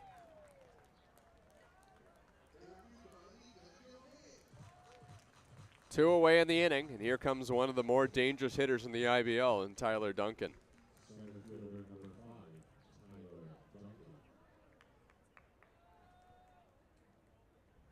Tyler Duncan, a 30th round pick of the Seattle Mariners back in 2016. He's played in this league since 2022, and he's a career .335 hitter.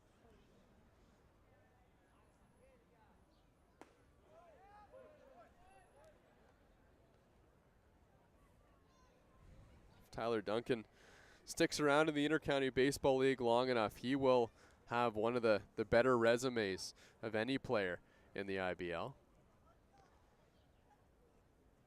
Here's the 0-1. Pitch is in the dirt.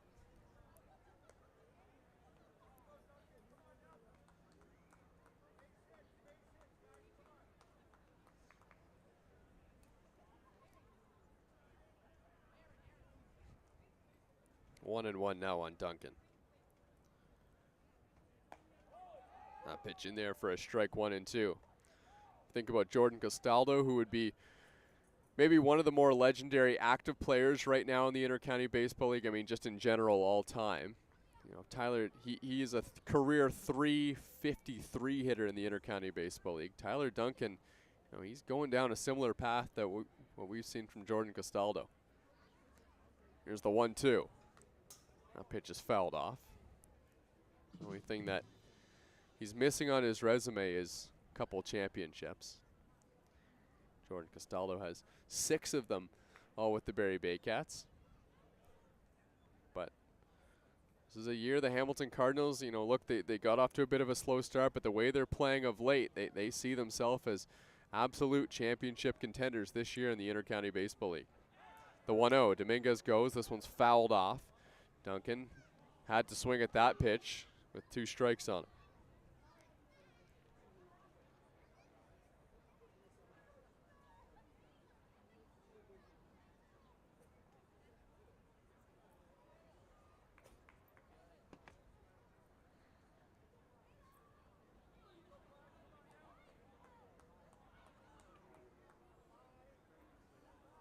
One and two now on Tyler Duncan. And he hits a hard ground ball. This one's to Mara at second. He stays with it. He throws to first in time.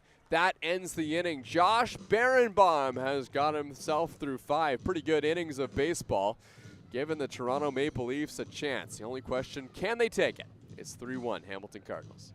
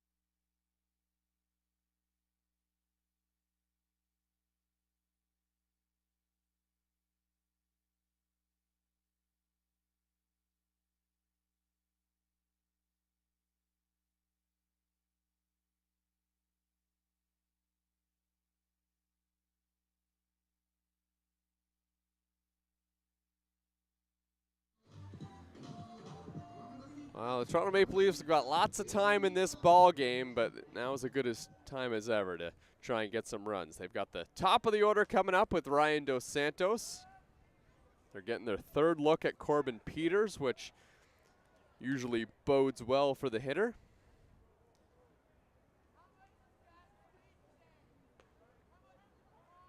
Jaden Brown at third base is played in here against Dos Santos. Here's the 0-1. Outside, count 1-1. Dos Santos 0 for 2 today, struck out in his last at-bat. Drew Howard getting loose in the bullpen for the Maple Leafs. The 1-1. Dos Santos takes a strike on the outer half.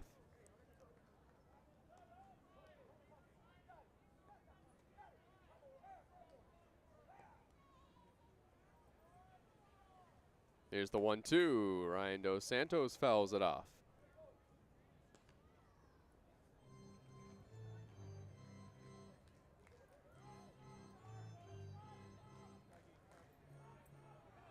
Ryan Dos Santos getting on base at a .449 click this season.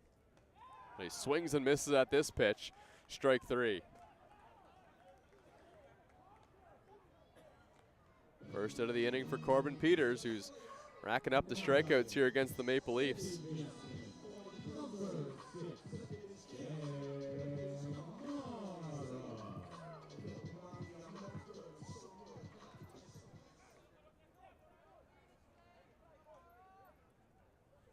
Dan Mara at the plate with one away. Takes a strike.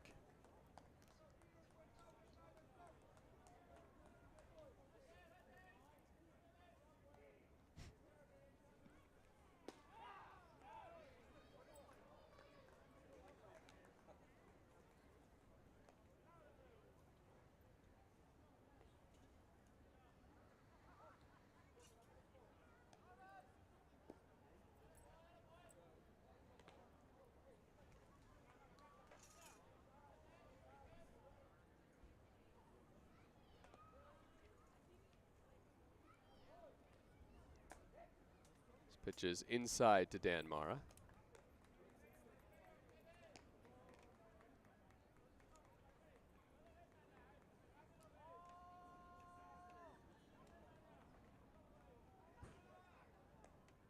The 3-1. Mara takes a strike.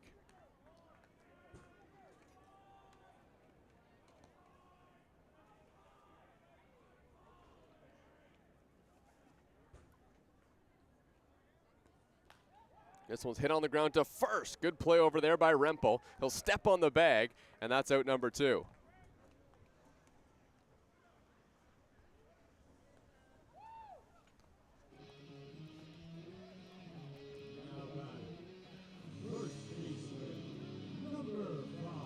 Jordan Castaldo comes to the plate for his third look at Corbin Peters. He's 0 for 1 today, but walked back in his first at-bat and came in to score.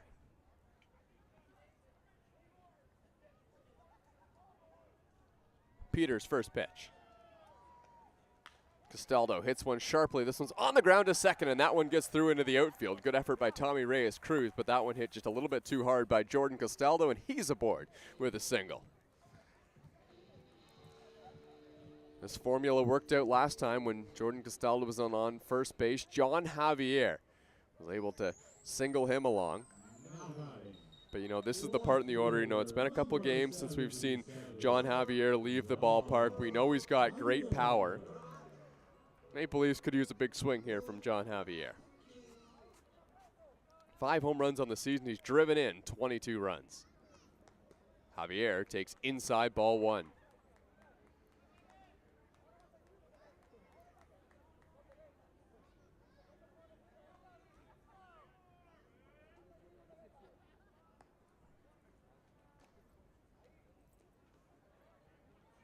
The 0-1 pitch to Javier. That one misses as well. A couple close pitches here from Corbin Peters.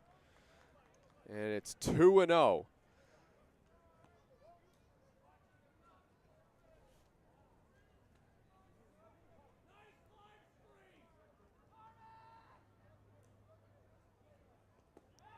John Javier takes a strike, 2-1.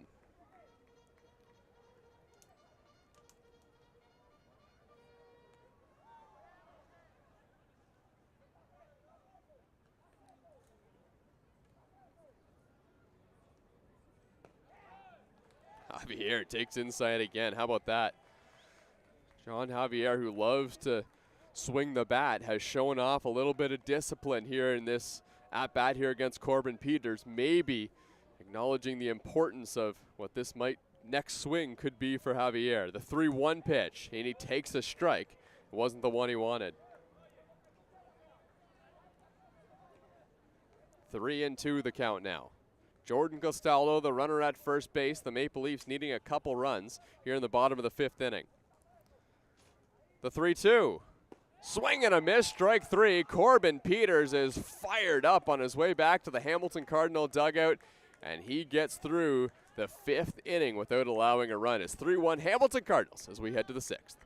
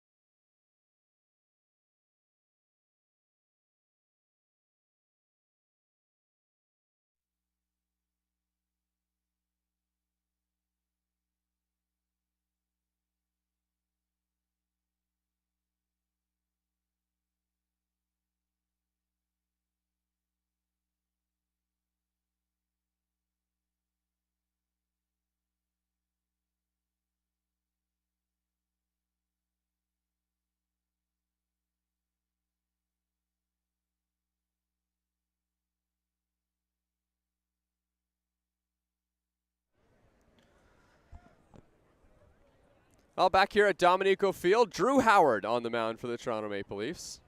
He's going to face Jomar Hernandez to lead off the inning.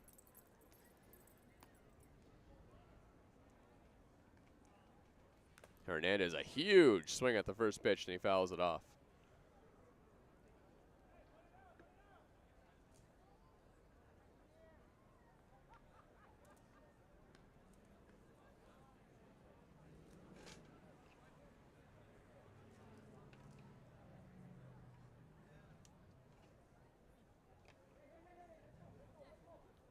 Justin Mara out to the mound to chat with his young pitcher, Drew Howard.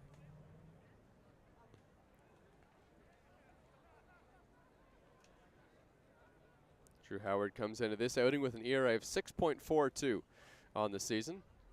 Hails out of Bowmanville, Ontario.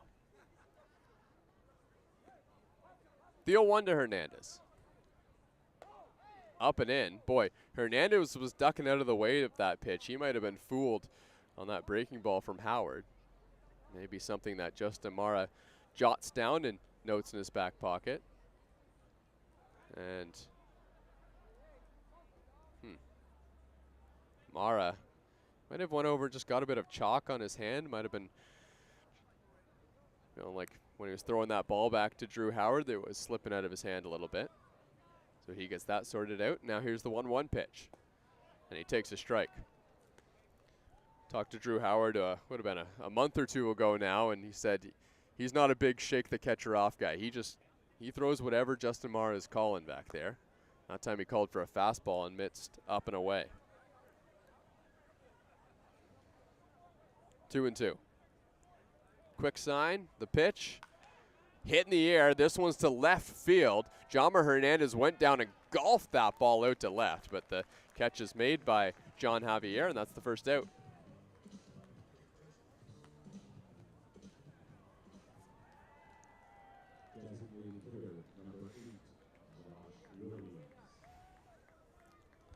Josh Williams, who's the DH today, at the dish now.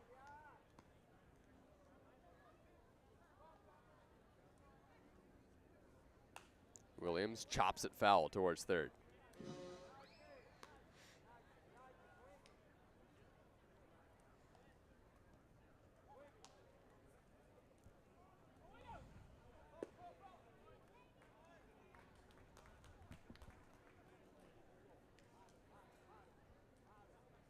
Count 0-2 on the big lefty. Howard's pitch. Fouled off. Howard tried to go upstairs. Josh Williams had a pretty good cut at that one.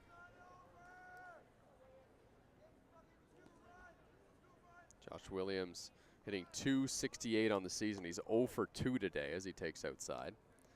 Yeah, you'll notice when Drew Howard's feeling good, he kind of gets in a rhythm. Just gets the sign. Okay, here, let's go. The 1-2.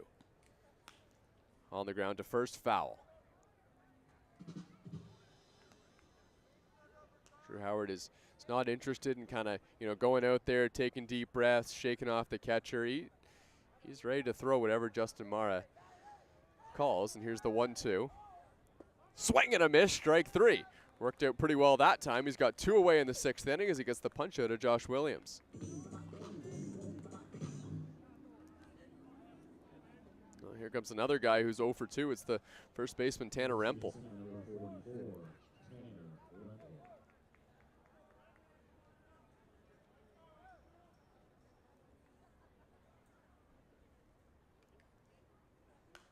Rempel fouls off the first pitch. Drew Howard pounding the strike zone. 9 strikes, 3 balls to start off his outing.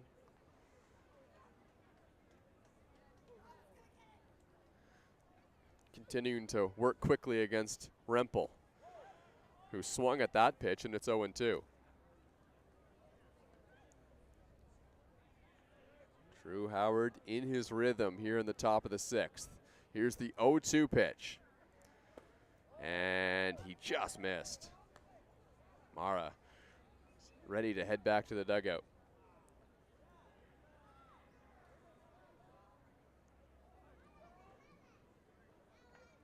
The 1-2 misses low.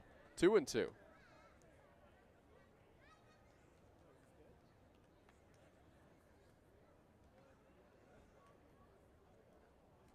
Mara wants him to go back to that changeup. Oh, and he almost got him. Just got a piece of it, did Tanner Rempel. So he reached out for that baseball.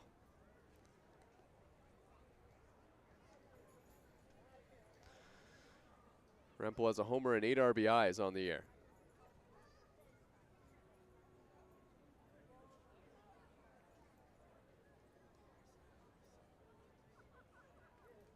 Howard's 2-2.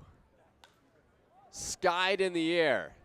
This one is to Luca Boscareno in the outfield. He comes in and makes the running catch, and that'll end the inning. A clean 1-2-3 inning for Drew Howard in the 6th. It's 3-1 Hamilton Cardinals. We've got a special guest joining the broadcast when we come back.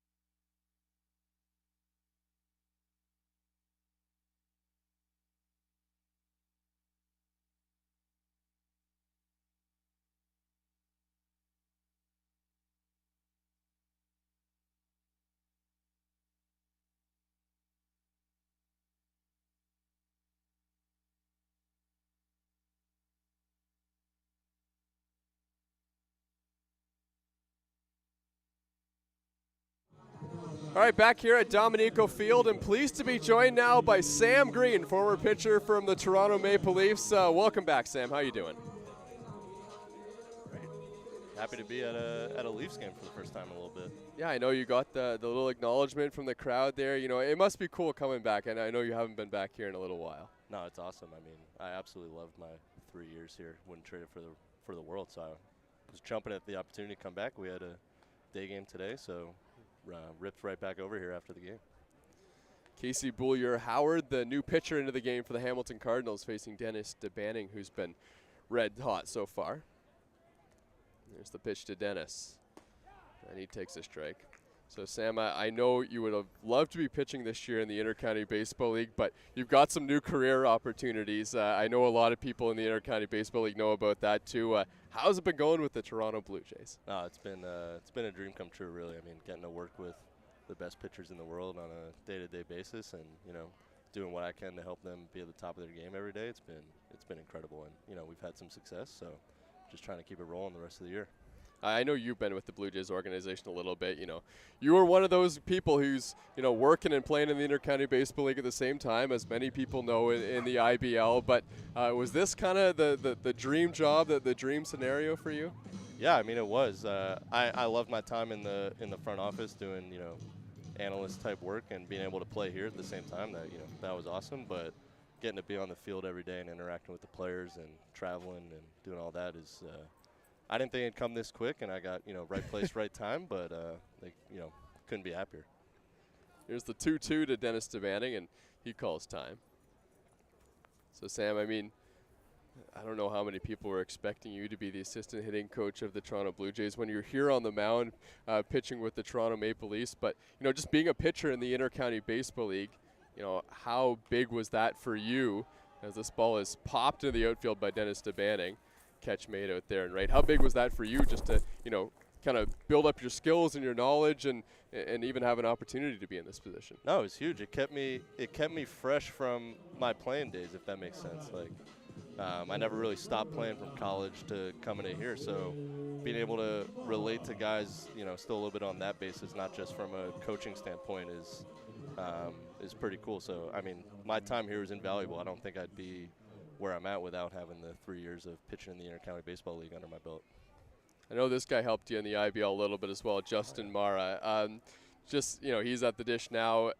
What do you remember about being the battery mates with Justin Mara? I love Justin. I mean, he's from day one of being here, and he kind of took me under his wing a little bit of being a veteran catcher. I was kind of a first-year pitcher on this team. He helped guide me in how to get guys out in this league, and we've been good friends since. The whole Mara family, Adam, Dan, it's just an incredible group of people, and being able to play with them and being teammates with them was really an incredible experience. Yeah. So I'm not sure how long you've been at the pits here today, but have you got a chance to kind of catch up with anybody yet? Yeah, I was hanging out down the bullpen. I've been here since pitch one. I wouldn't miss it. I saw Jordan Castaldo pregame. I'm still very much in touch with a lot of these guys and talk to them pretty often, but was able to talk a good amount of time with Dustin Richardson down the line there, and Adam Mara, and some of the young guys too, like Alex Carabian I used to train with, so it's cool to see him here. Yep. I spent a lot of my time when I was on the team here down in the bullpen, and now as a fan I'm spending my time down in the bullpen, so it's a place to be at the pits.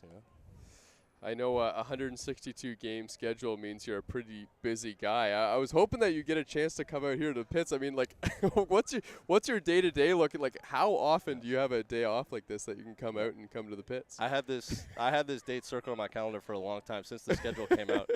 I was looking to see, like, man, when's there a night game where we have a day game and I can pop over right after the game? So I knew, for weeks that I was going to be coming out to this game. I saw that we had a 3 o'clock game and a 7:30 Saturday night start at the pits. It was an easy choice to be able to come out here. But no, it's been super busy. But I wouldn't, like I said, had to come back and say hi to everybody and catch a ball game.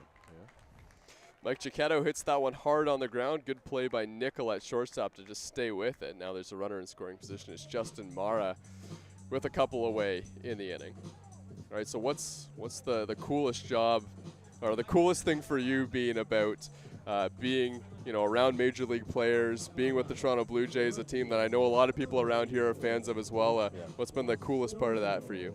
Honestly, I think it might be working with Max Scherzer on a day-to-day basis. I mean, that's a future Hall of Famer, one of the best pitchers of all time, and let me tell you, what an incredible person to be around. Just the knowledge you get to soak up every day, and talking to him and talking pitching every day has been, nothing I thought was ever going to happen in my life, but I'm lucky enough to be able to have had that experience and get to know him as a person and a pitcher. It's been pretty cool. But the whole staff is really, really incredible. I can't speak highly enough about them and the group we have. This ball's hammered in the air by Luca Boscareno, and the catch made out there in left field. You got time to stick around for another half inning? Yeah, sure. Why not? Okay, Sam Green back with us on the other side.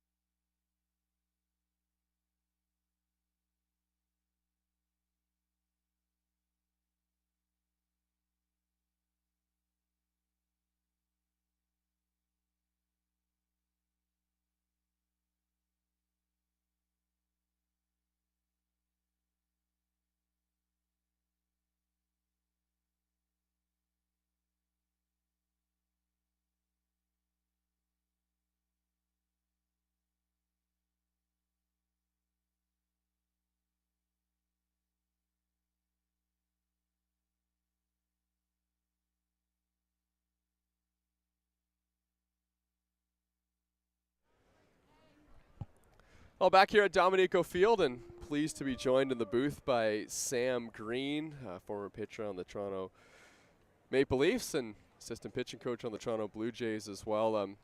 We were just talking about being with the Blue Jays, and I was just kind of thinking, in the Intercounty Baseball League, I don't know how many analytics and stuff there are. Obviously, you were always into it because you were on that side of thing with the Toronto Blue Jays, but now you're way into it. Like, coming from the land of the Intercounty Baseball League and then jumping into Major League Baseball, like, how crazy has that been transition-wise on, like, an analytics level for you? I mean, just the level of technology and information that we have in the at the Major League level is insane. I was telling a good friend of mine, Luke, who I work closely with, he does a lot of the game planning and advanced scouting for the Blue Jays, is here tonight, and we were sitting here watching the game. It's like, there's no numbers involved here. This is just pure baseball. And there's nothing wrong with numbers being involved, but it's quite different from what we're used to on a day-to-day basis. But it's a cool different thing.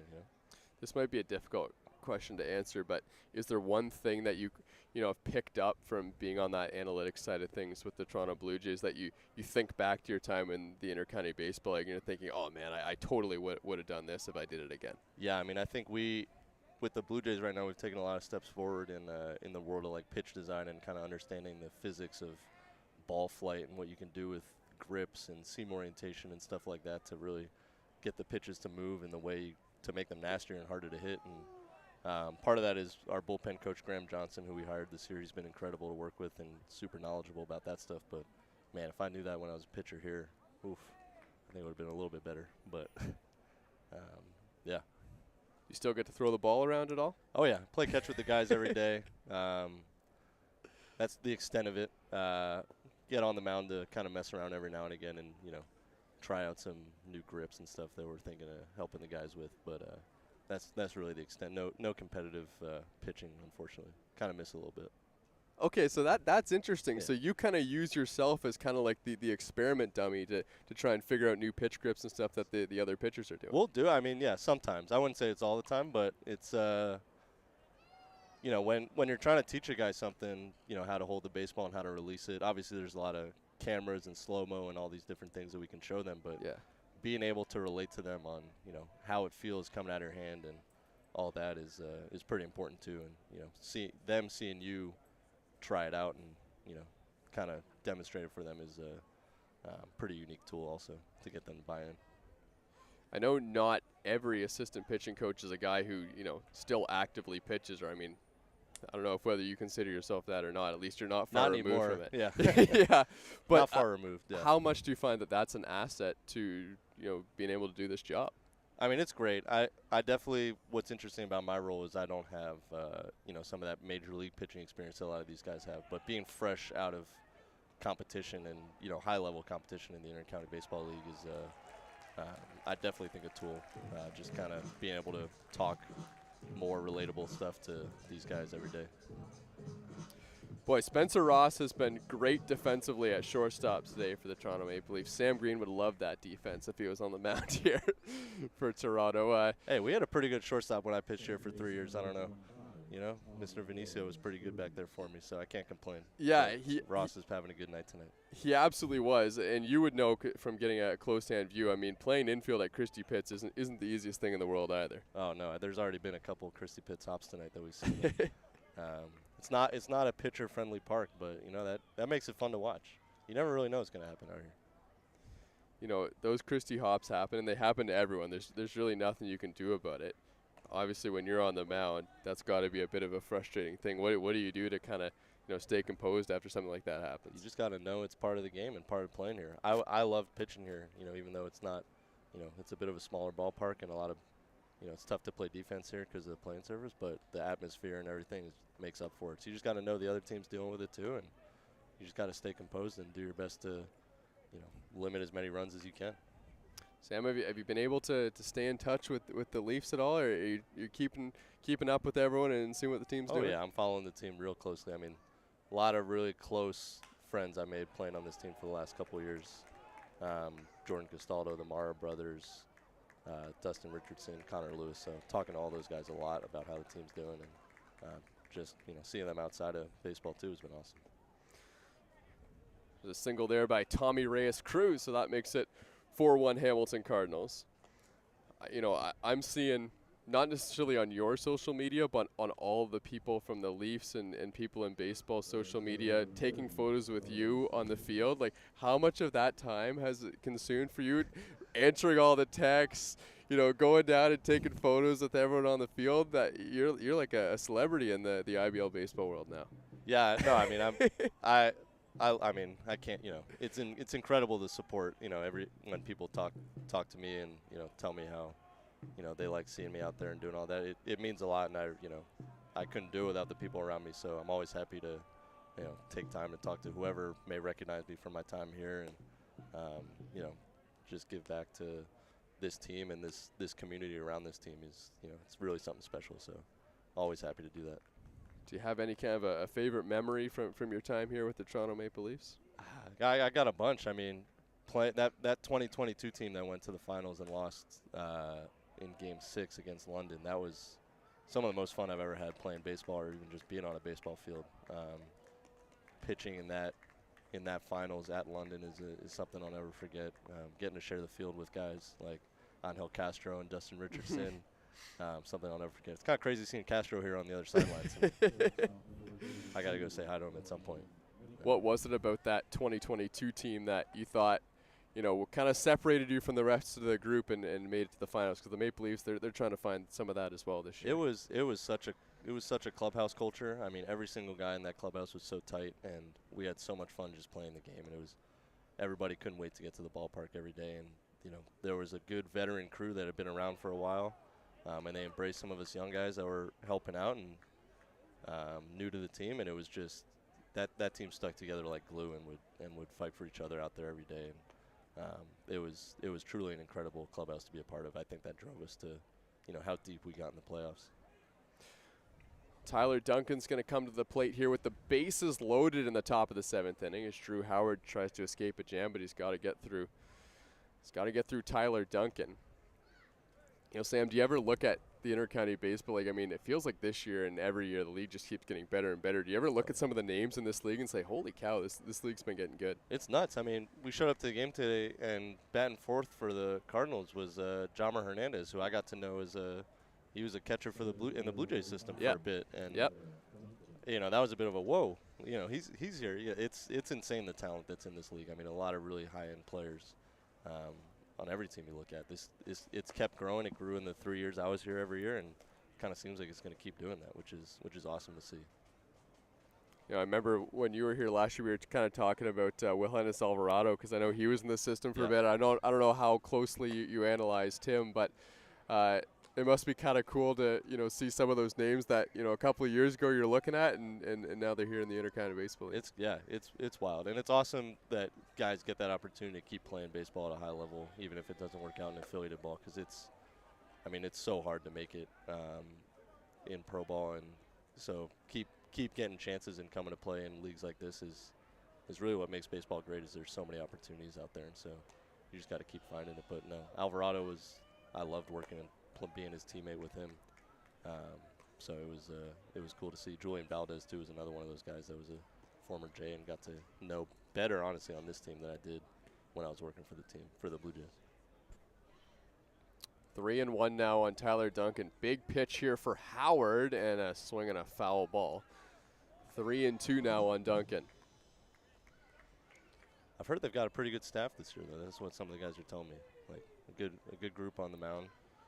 Some good young guys contributing, so it's been. I've been impressed with the two guys I've seen tonight, Berenbaum and Howard. They got some good stuff. Yeah, that kind of sparked the question about how much better the league's getting, as this one's hit on the ground, and that one's going to skip up the middle. That one's in for a base hit. 1 run comes into the score. They're going to wave the second home as well, and the Hamilton Cardinals have opened up the lead here in the top of the 7th inning. Yeah, that's what I was thinking, Sam. I mean, like, everyone in the Intercounty Baseball League this year, you look at the resume of some of the staff, and, you know, there's 5 import spots now in the Intercounty Baseball League, and, you know, it feels like, you know, you got to have people with major league experience almost to, you know, kind of have success in the league. Yeah, it's nuts. I mean, you really hope to just kind of get contributions from some of your local players and everything, because obviously the import spots are going to be huge. They're usually coming in with a ton of good experience, but I think it takes a well-rounded team to really compete well in this league. We kind of saw that with some of the Leafs teams of the last couple of years. We didn't have, I mean, Angel Castro and Dustin Richardson, great pedigrees, but we also had a lot of solid role players that didn't, you know, necessarily play at the highest level, but came in and, you know, worked hard every day to kind of do what they could to help the team succeed. Brian Sewell came out to the mound. Just a couple words there for Drew Howard. He's trying to get out of this top of the 7th inning. But it is nuts to see, you know, maybe Hall of Fame closer Fernando Rodney on the other side of this. Yeah. Were you surprised when you saw that? Bullpen over there. Oh my God, yeah. It's nuts. I'm sure Castro worked some magic to get him here, but. You've mentioned working with Dustin Richardson a lot. You know, I know he's the GM of this team, but, you know, he I guess would have been kind of one of the first major league guys that you would have been talking to in the Intercounty Baseball League. You know, how much, you know, words of wisdom was he able to give you? He's got all the wisdom in the world. I was just talking to him earlier in this game, and he's talking about, you know, it doesn't matter your pedigree. You got to show up here, and if you take these guys for granted, you're not going to succeed in this league, even if you pitch at the highest level. And that's kind of what he always echoed to me, is you gotta focus every single pitch, every at bat, because guys in this league, it's no joke. They're coming here to beat you, and you got to try to do that back to them. So that's really the level of focus you got, no matter what kind of pedigree you have. And he just really helped me with, you know, the focus level and the competition, the mental aspect of the game. He's got, you know, tons of experience on that, so invaluable experience. Jeremy Newton coming into the game. We got a pitching change here at Christie Pitts. Sam, thanks so much for stopping by. We'll keep watching out for you on the TV at Toronto Blue Jays games, and it's great to see you back here, Christie Pitts. Yeah, of course. It's awesome to be back here. Hopefully I get to make it to a couple other games. Thanks for having me on, Thomas. It was awesome to talk to you. Thanks, Sam. We'll take a quick break and be right back. Yeah.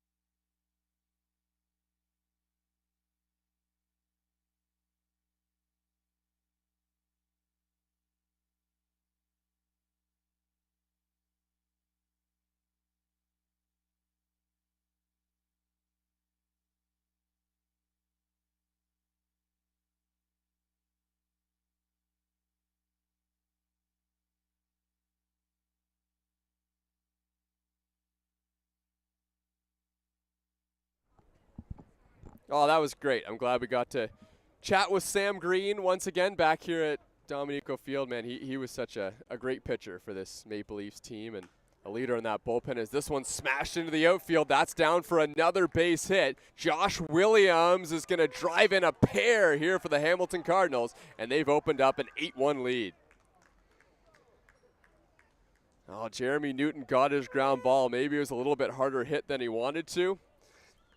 And that is a big swing for the Hamilton Cardinals, who have opened it wide open here at the top of the 7th.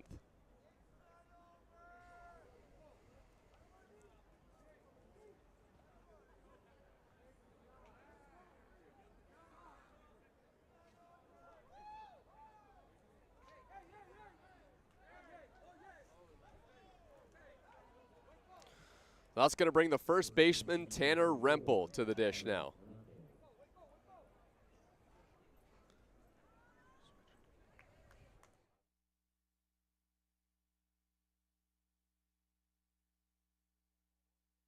Of Justin Mara, but all hands are going to stay at their respective bases.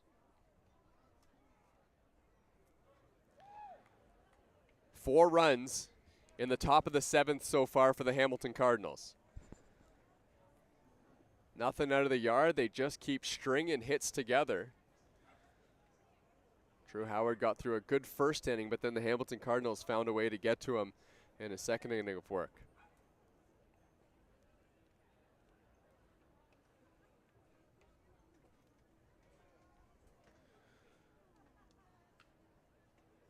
Two 2-0 now on Rempel.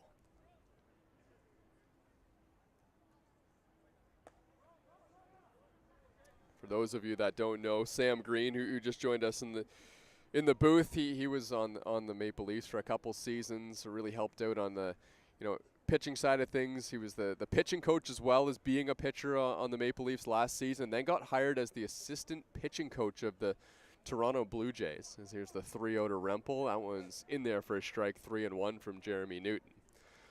I know we talked about that quite a bit, the Blue Jay side of things, but I just thought that was so cool. Someone from the Intercounty Baseball League, a pitcher in the Intercounty Baseball League, and not only getting to Major League Baseball, but doing it for the Toronto Blue Jays too when he was playing for the Toronto Maple Leafs. I just thought that was a really cool connection. As this one's hit on the ground, that one gets through between the hole of shortstop and third base. All runners will hold. It's a single for Rempel, and the bases are loaded again in the 7th.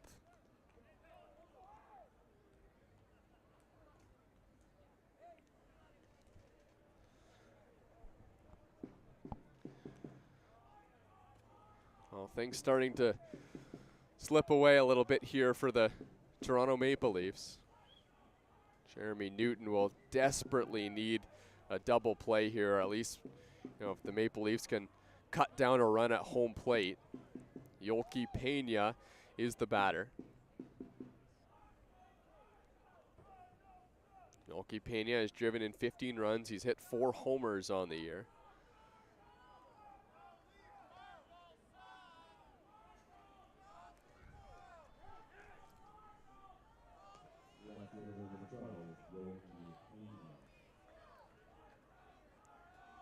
So here's Pena, the number 7 hitter. He's 1 for 2 today, and he's walked. He's hitting .284 on the season and takes a first pitch strike. Toronto Maple Leafs coming in today hoping that they could snap a 6-game home losing streak. 7-game home losing streak. They're going to need a lot of runs here in the bottom of the 7th, 8th, 9th to try and overcome that. Hung right into this game, but 5 runs in the 7th inning have really put a damper on the mood here at Christie Pitts.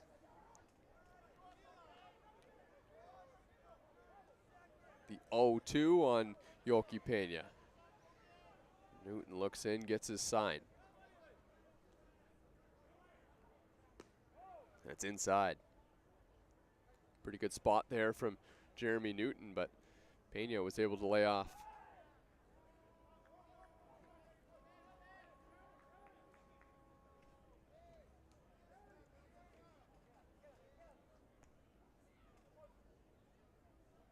The 1-2. Pena takes just outside.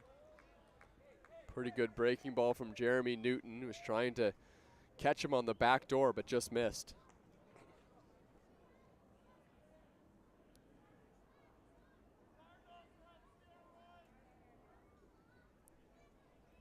The 2-2. Pena puts a charge into this one. This one's to deep center field, and that one is gone. Yolki Pena with the grand slam is blowing things open here at Christie Pitts. It's the Hamilton Cardinals and Yolki Pena, who's hit his first career Intercounty Baseball League grand slam.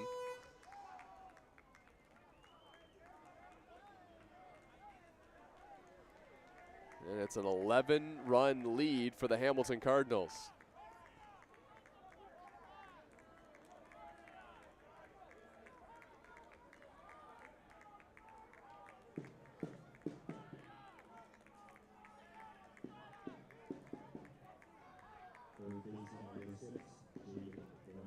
Pena has 5 home runs now on the season for Hamilton. A pitch to Brown. He takes a strike. This is the exact scenario the Hamilton Cardinals wanted, knowing that they played back-to-back games and back-to-back days. The bullpen is, hasn't been used a ton, but it's certainly not fresh. But the big thing is their big leverage guys in the bullpen, probably unavailable for this game today, but with an 11-run lead, they don't have to worry about that as much anymore. The 0-2 pitch, and this one's dished into the outfield, and that's going to find some grass as well. Jaden Brown is aboard with a single.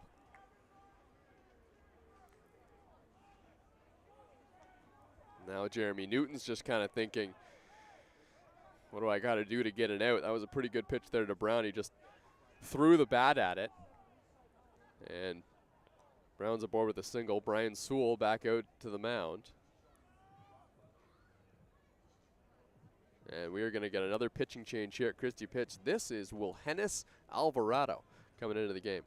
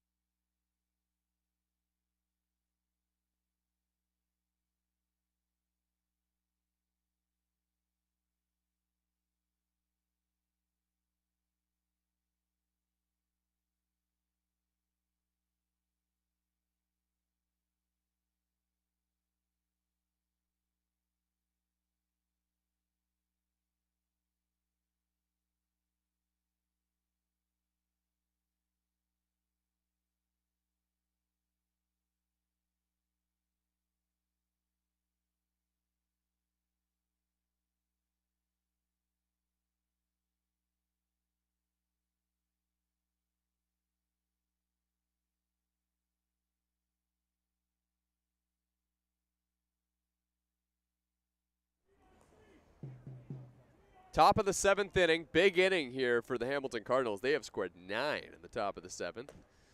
And it's Tommy Reyes-Cruz, the second baseman. He's the number 9 hitter for Hamilton. He takes up and in, ball 1. Wilhennis Alvarado is the new pitcher into the game for the Maple Leafs.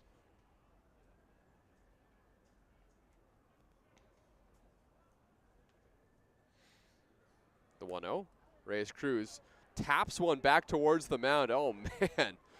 Bad luck for the Maple Leafs again. That was just a cue shot off the end of the bat. Took a hard left turn on the infield, and that's an infield hit for Tommy Reyes Cruz, and the top of the order's coming up. Now, Brian Sewell's out of the dugout. He wants to talk to the umpire at second base, saying that the runner might have interfered with Dan Mara's ability to field that baseball. The fielder does have some priority over the runner there when he's coming down the baseline. The runner does have to give the fielder a chance to make a play on the ball. That would have been a tough one out there at second base, though, for Brown, because no one expected that ball to take a hard left turn like that when it hit the infield. And that wasn't, you know, a bump on the infield or anything. That ball was just spinning like crazy. Well, Johannes Alvarado went for that ball, and it was funny. The ball curled around him all the way towards the back of the mound. Went right around the mound. There's a discussion about this now. That was a very odd play. You're probably never going to see it again in the IBL. Jaden Brown would have looked over, seen that ball was going to be behind him, and then all of a sudden it's in front of him. So they're going to call him out.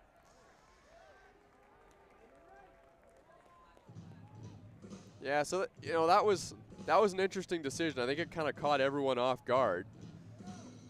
Would Dan Mara have thrown out the runner at first base? Yeah, probably. He did have to stop, then field the baseball. And the throw to first was obviously late, but you take, 2 seconds out of that equation. He probably gets Tommy Reyes Cruz at first. Or maybe he would have flipped the ball to second. That's what they're saying. So Brown, the lead runner, is out. Huh. That would be the only thing where I think it'd be a gray area for me. It's just which runner you were to get out, because it's, Dan probably would have thrown that ball to first. But at this point, it's not going to have much consequence on the game. Maple Leafs are happy they got it out. Here's another cue shot towards first, and that's going to be another infield hit. Oh, man. The Toronto Maple Leafs are just not getting the bounces right now at Christie Pitts. Hamilton Cardinals are swinging the bat really well, but these last two are salt in the wound for the Maple Leafs. 12-1 Hamilton, a couple infield spinners, and there's 2 aboard again. I guess technically they did get some luck with the runner being called out, though, on that last bat. Here's Nickel. Brandon Nickel comes up with 2 on base.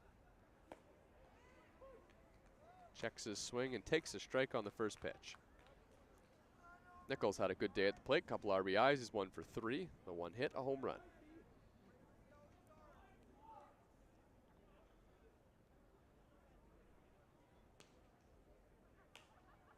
Now he pops one up. This one's shallow center field. DeBanning comes in and makes the running catch, and that will end the inning. But the Hamilton Cardinals score 9, and they lead 12-1 over Toronto.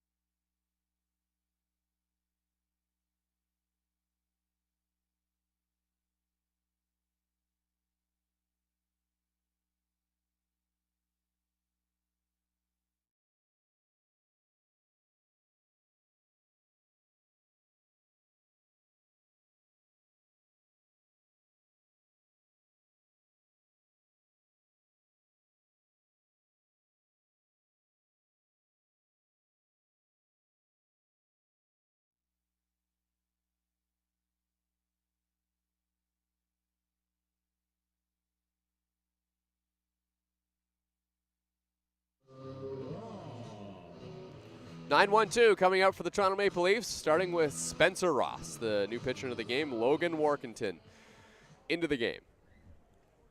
Workington has an ERA of 6.23 on the season. He's pitched in 8 2/3 innings pitched for Hamilton this season. Workington has struck out 9 batters over that stretch, but walked 10. There's the 1-0 to Ross.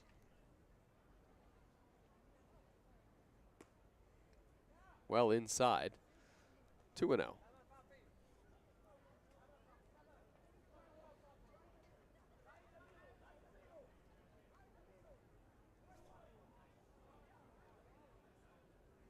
Spencer Ross 0 for 2 today. Takes inside 3-0. The score the way it is, obviously Spencer Ross will be taking all the way here, trying to get on base for Ryan Dos Santos, who's on deck.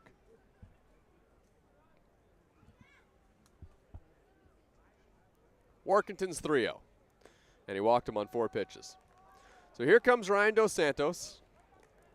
Maple Leafs needing a boatload. They, probably need 4 or 5 here in the 7th to kind of make things interesting later on in the game. Good start, though, with the number 9 hitter getting on base.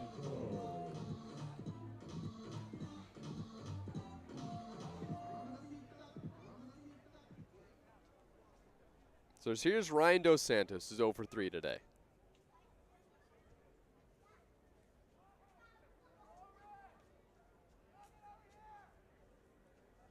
Dos Santos takes well inside. That one goes to the backstop. So Spencer Ross will take his free 90 feet. And he's in scoring position for Ryan.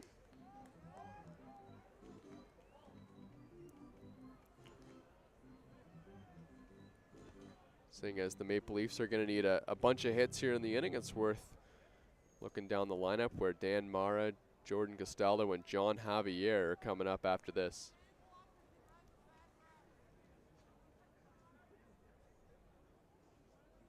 The 1-0. Dos Santos takes a strike. The first strike delivered by Logan Workington.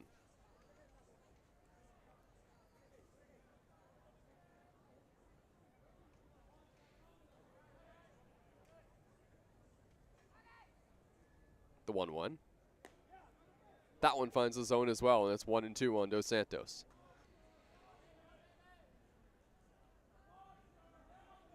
Logan Workington has pitched 1 inning in each of his last 5 outings.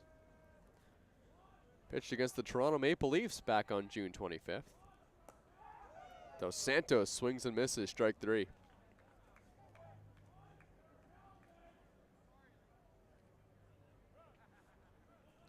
Logan Workington had a pretty clean inning of work last time he pitched against Toronto back in June.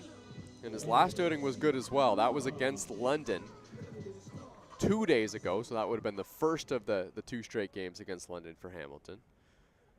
Came in, got a strikeout, and it was a 1-2-3 inning, part of a 5-1 win.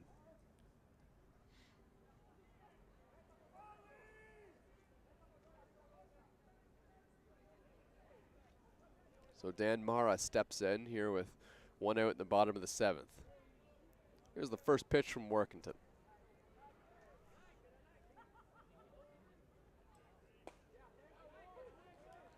Right down the middle for strike 1.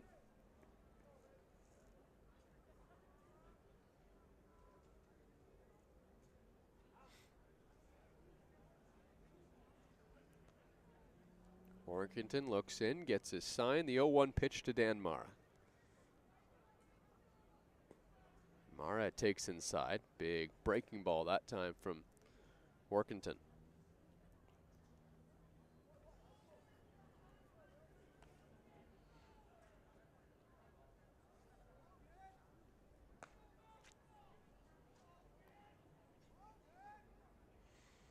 The 1-1. Mara takes high, 2-1.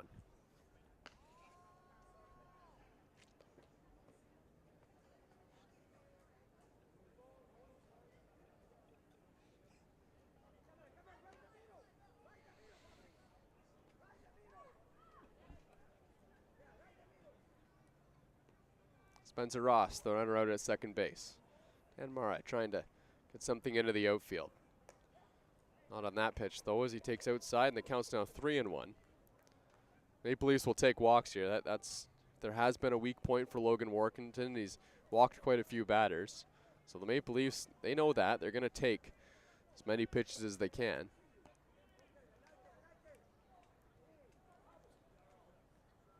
Here's the 3-1 to Dan Mara.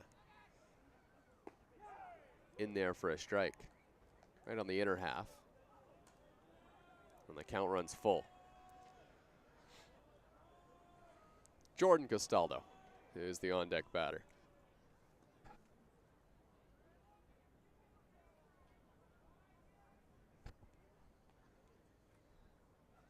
Mara slashes one down the line, foul, off to the right.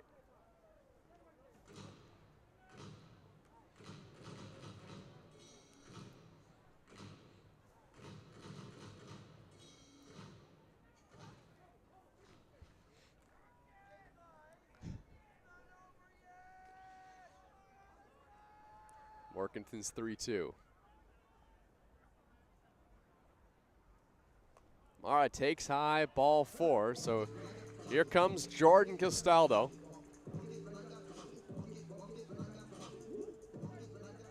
And he'll try and drive in Spencer Ross from second base to make some history.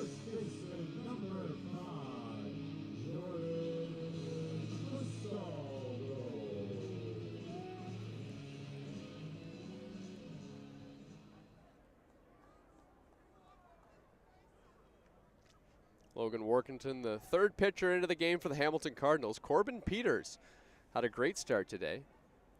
5 innings, just gave up 1 earned run, 5 hits in the process.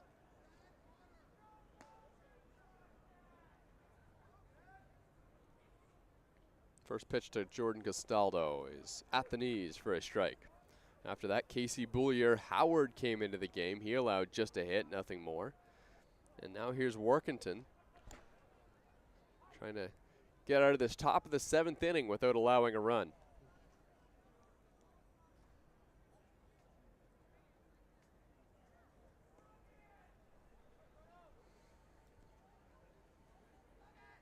The 0-1. Castaldo swings and misses. Took a big hack at that one, and it's 0-2.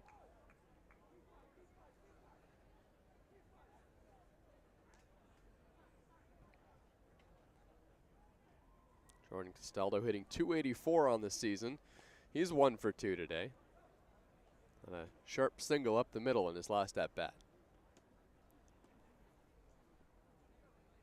The 0-2. Castaldo fouls it off. Workington tried to go upstairs, but Castaldo was able to get the bat head to it.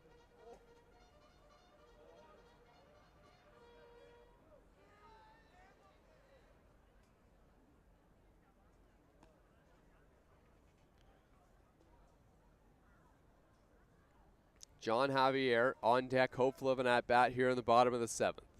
Here's the 0-2 to Castaldo. And he takes strike 3 called, and there's 2 away.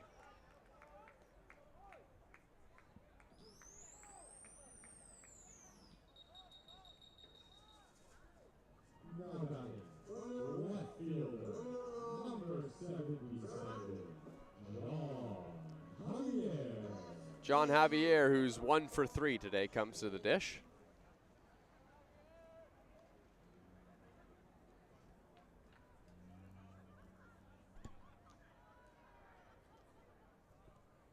First pitch, Javier, big swing, but he got under it. Tyler Duncan, the center fielder, able to make the catch in medium depth center field, and that will end the inning. The Maple Leafs got a couple runners on. Can't cash him in. It's the Hamilton Cardinals who lead 12-1 here at the pits.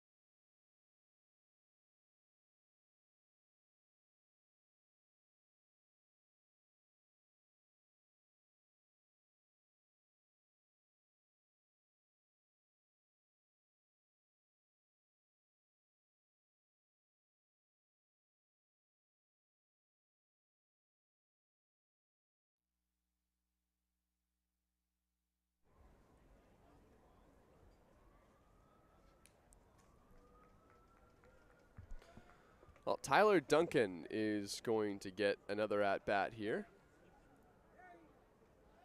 as he leads off the top of the 8th inning.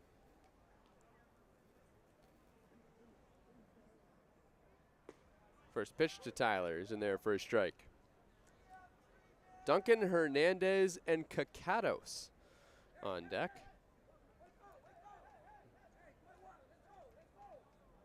The 0-1. Nico Kakados will get an at-bat here.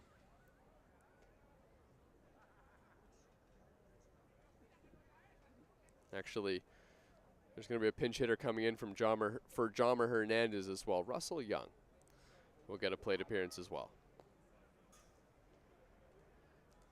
Duncan takes in the dirt. This will probably be Wilhenis Alvarado's game to finish. If I had to guess, I would have said that Wilhenis Alvarado was scheduled to come into this game pretty much no matter what. Obviously, the Maple Leafs were hoping that it would be a better situation for them. But it's not like the Toronto Maple Leafs have lacked pitching. They do have a lot of high-quality arms in the bullpen. It's just, there's been a couple innings that get away from them. That's exactly what happened here today. Take away the 9-run 7th inning for the Hamilton Cardinals. It's a 3-run ball game.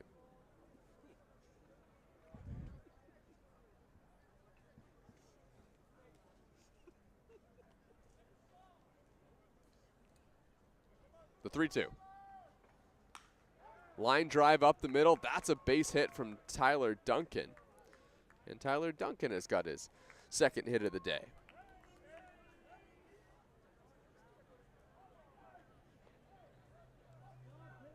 So Russell Young, who will presumably come in to catch for Jomar Hernandez in the next inning, is at the plate now.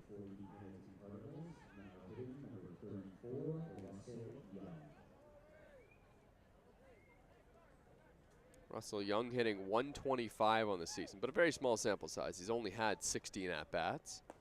Swings and misses at the first pitch from Wilhenis Alvarado. Russell Young, a young player on this Hamilton Cardinal team, born in 2002. He also had a Surrey, British Columbia. The 0-1. On the outside corner for a strike, 0-2.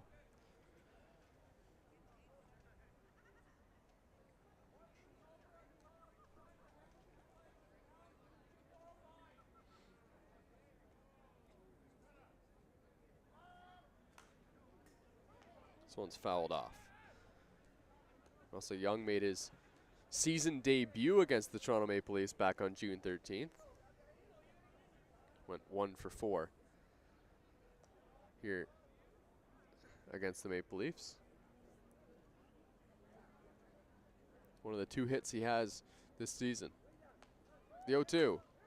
Young may have got himself another one, but not if Luca Boscareno has anything to say about it. He comes over and makes a nice running catch.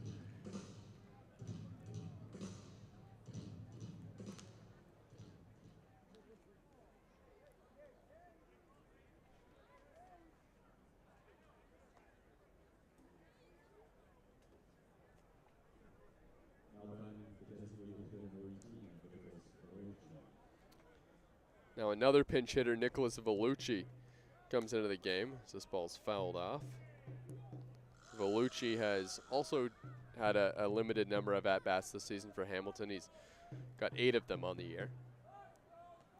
He's come into 12 games on this season. He's also hitting 125. The 0-1. Vellucci takes low and in. Can't be easy for some of these young Hamilton Cardinal hitters coming into the game in the 8th inning and having to face that big breaking ball of Wilhenis Alvarado. The 1-1. Swing and a miss. It's got some velo too, but that breaking ball when Wilhenis Alvarado is on is one of the best pitches in the Intercounty Baseball League.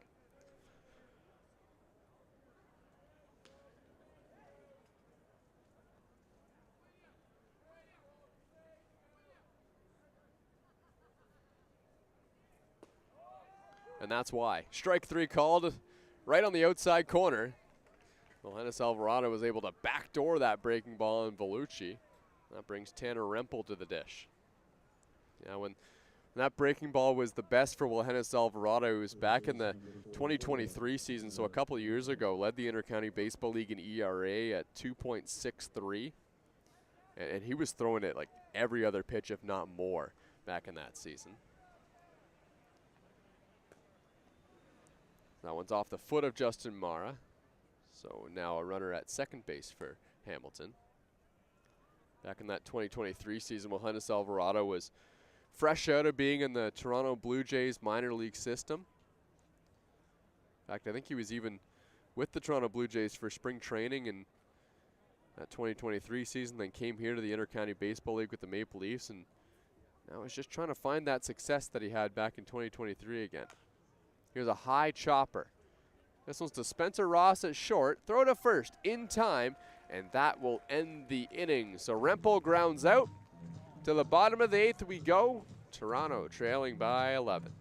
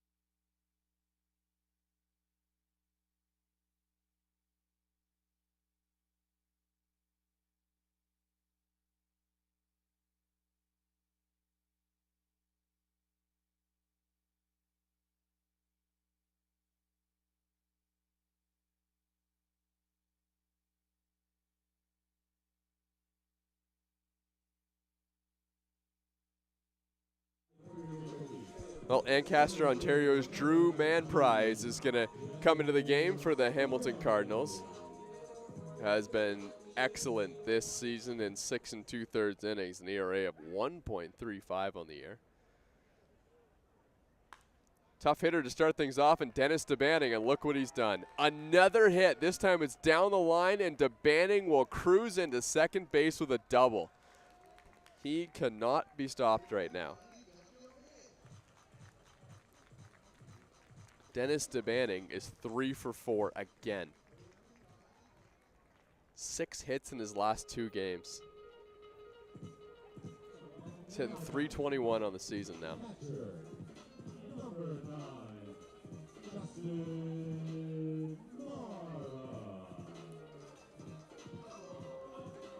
So that's a 5-game multi-hit game streak for Dennis DeBanning. As Justin Mara is at the dish now. He takes low and away for a ball. He's also had 3 games in a row where he has 3 hits.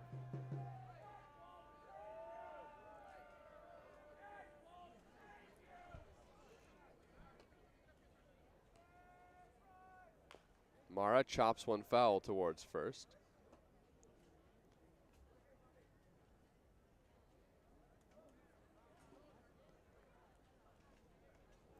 Chris Bovado is getting loose in the bullpen for the Hamilton Cardinals.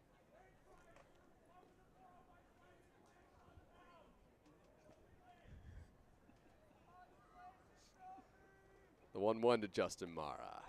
On the outside corner for a strike, 1-2.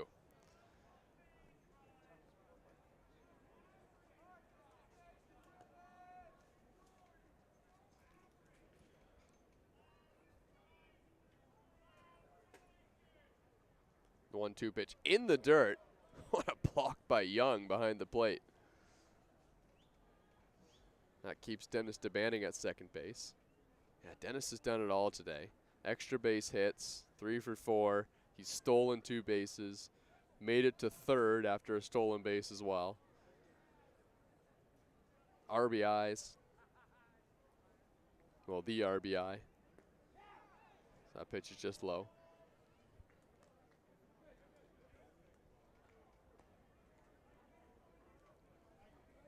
Toronto Maple Leafs may have found themselves a pretty suitable cleanup hitter if they can just get all the other guys hot that they need to get going as well. Mara takes outside, ball 4.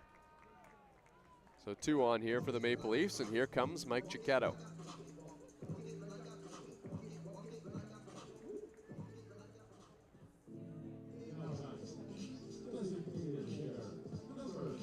Mike Chicetto, who was injured very early on in the season. He only got 5 at-bats before he went on the inactive list for the Toronto Maple Leafs. And what did he do in his first at-bat? Back after the injury, he got himself a base hit. Now he takes inside. He's 1 for 3 on the day.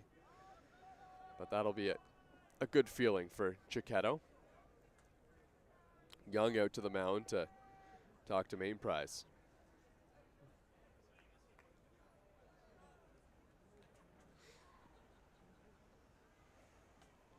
You know, Mike Chicetto came to the Toronto Maple Leafs after being about a career 220, 230 hitter in the Intercounty Baseball League, and ever since he's come to the Toronto Maple Leafs, he's just exploded offensively.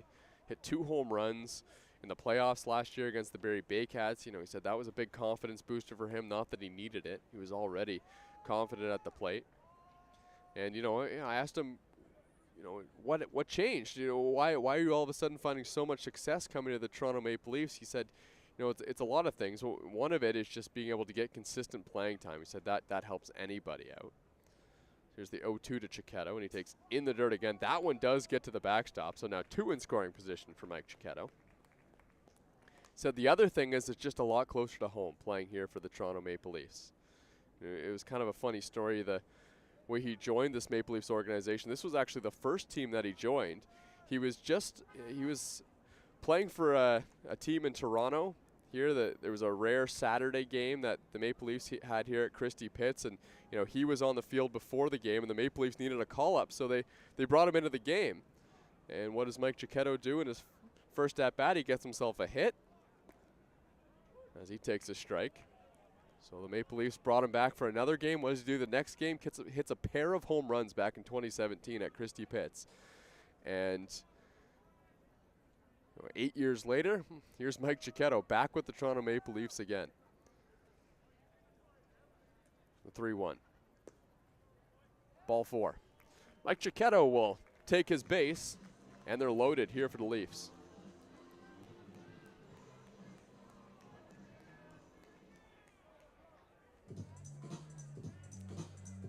Luca Boscareno comes to the plate.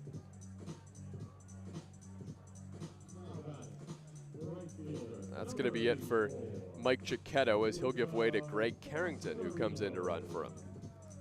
Greg Carrington was warming up. This is the versatility of Greg Carrington, right? He was warming up in the bullpen earlier on in the game. Now they need some speed on the base pass, so Greg Carrington's going to come in and run. And he'll effectively move into the DH spot now.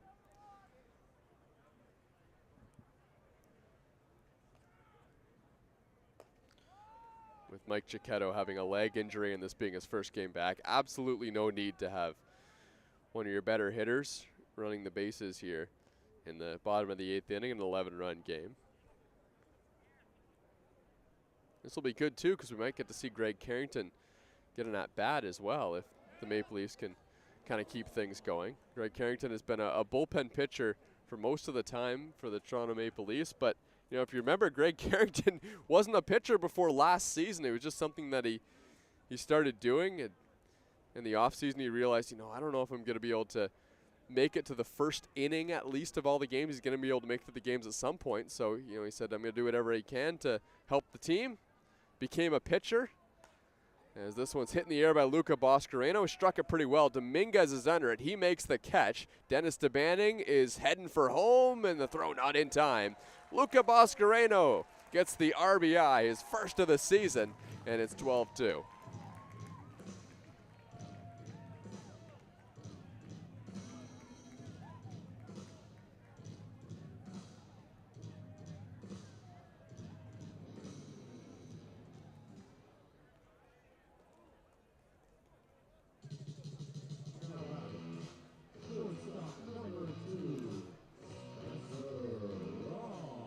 Spencer Ross comes to the plate.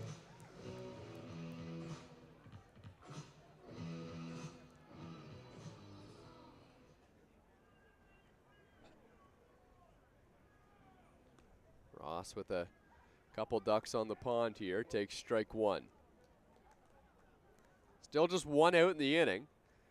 I'm not saying this is a comeback opportunity or anything for the Toronto Maple Leafs, but boy, they could use a little bit of a momentum booster if you could string together a couple runs here in the eighth inning. Drew Mainprize has also been fantastic this season, with that ERA just over 1. For the Maple Leafs to generate something against a good pitcher like that, you think that might be a little bit of a momentum booster because they just need to get things rolling in the right direction. The 0-2. The big thing to think about for the Maple Leafs is that they're probably going to lose this game today against the Hamilton Cardinals, but they're still within striking distance of having home field advantage in the playoffs. That's got to be what they have their mindset on. They'll be 3-4 games out of having home field advantage. And there's still a good chunk of the season to go. The 1-2, this one slashed into the outfield and coming over, making the catch, Yolki Pena. Boy, he was on the run, thought about diving, and then was able to catch that ball right around the knees.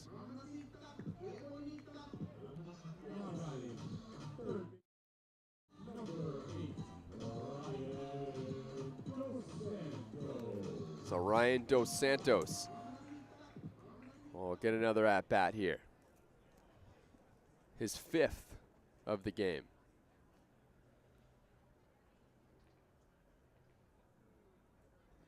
Takes in the dirt on the first pitch. Dan Mara on deck, hopeful of an at-bat here.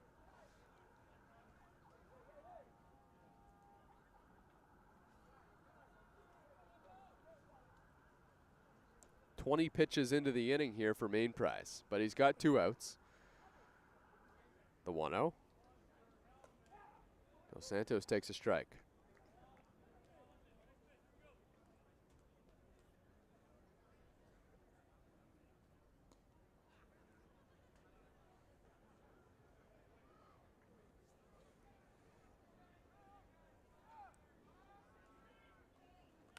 Ryan Dos Santos hits a high chopper. This one's to second base, fielded by Tommy Reyes Cruz, who flips it over to first, and that'll end the bottom of the 8th inning. The Toronto Maple Leafs tack on a run.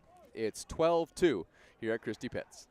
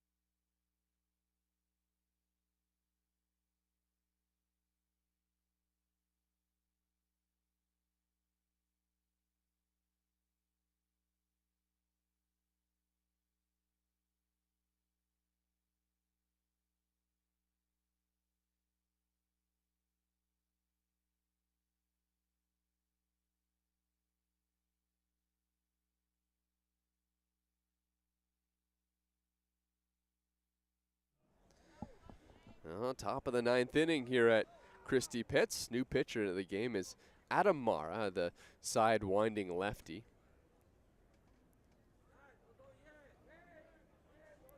His first pitch to Yoki Pena in their first strike.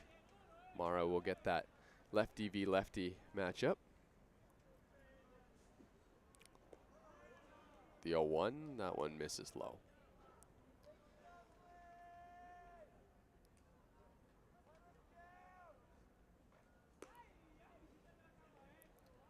Adam Mara pitching to his brother Justin, who's behind the dish.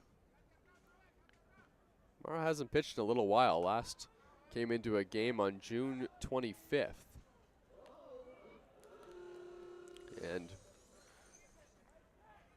game actually was against the Hamilton Cardinals as well, part of a Maple Leafs loss. Gave up 1 earned run over an inning and a third. Swing and a miss. Adam Mara gets the punch out. It's out number 1 in the top of the 9th. Boy, he had Yoki Pena all fooled with that breaking ball. It was an effective pitch on the outer half.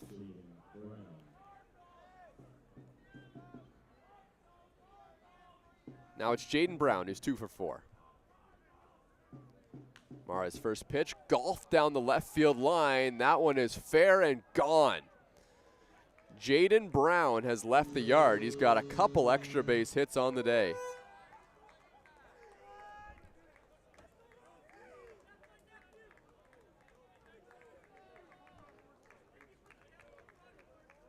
That's 13-2 Hamilton now in the top of the 9th. Toronto Maple Leafs scored a run in the bottom of the 8th, and with one swing, Jaden Brown gets it back. 3 home runs now on the season for Brown. Give him 11 RBIs.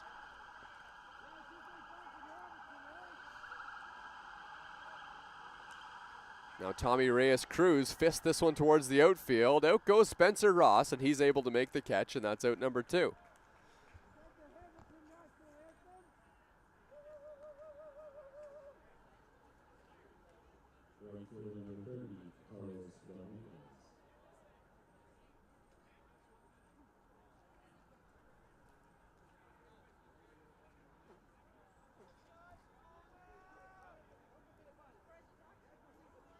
Now Carlos Dominguez takes inside ball 1. A couple other games that happened in the Intercounty Baseball League today. The Chatham-Kent Barnstormers took down the Welland Jackfish 11-7. As Mara finds the zone and the count's 1-1. The Guelph Royals, I believe that game has gone final against the Brantford Red Sox, 5-1. And Barrie was able to eke out Kitchener, who was starting to string together some wins. The final score in that one, Barrie Baycats win 6-5. Ball ripped foul to the left by Dominguez.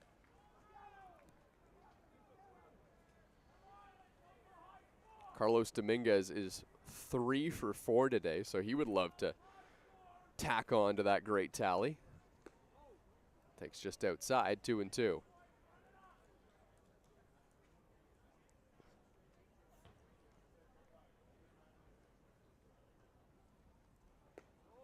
Now he takes well inside, and the count runs full.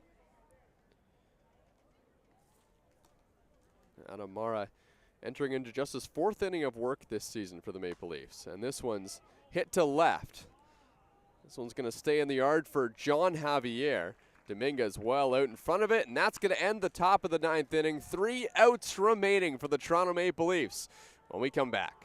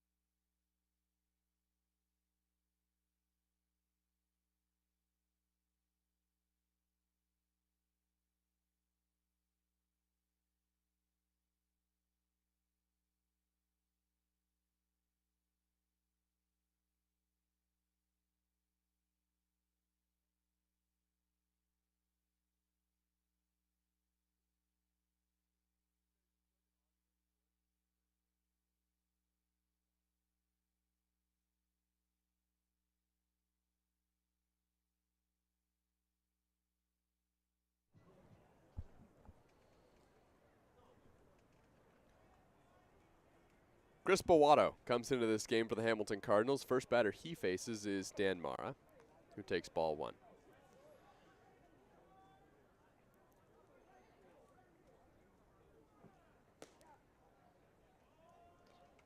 Hamilton Cardinal pitching has done a really good job today. They've only allowed the 2 runs to the Toronto Maple Leafs. One of them to Corbin Peters, who went 5 innings to start the game. Mara takes a strike on the outer half, 2-1. Then Casey Beaulieu-Howard came in, got a scoreless inning, as did Logan Workington, although he got himself into a little bit of trouble. And then Drew Mainprize got through an inning as well. High fly ball by Dan Mara towards the wall, but the catch is made. Mara got a pretty good piece of that ball the other way, but Dominguez was there to make the catch.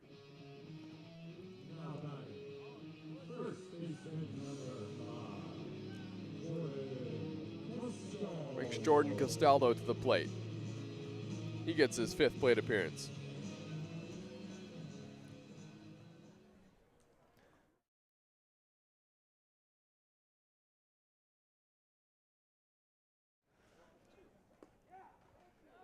Jordan Castaldo takes a strike.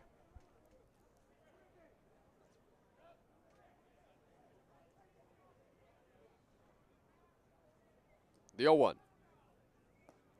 Swing and a miss on a good pitch right on the hands of Jordan Castaldo. 5 home runs and 15 RBIs for Castaldo this season. Bowato's 0-2. Castaldo fouls it off.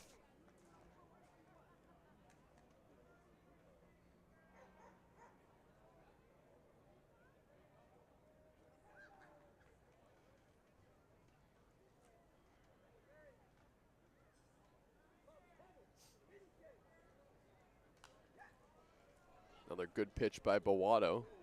Castaldo able to foul it off again.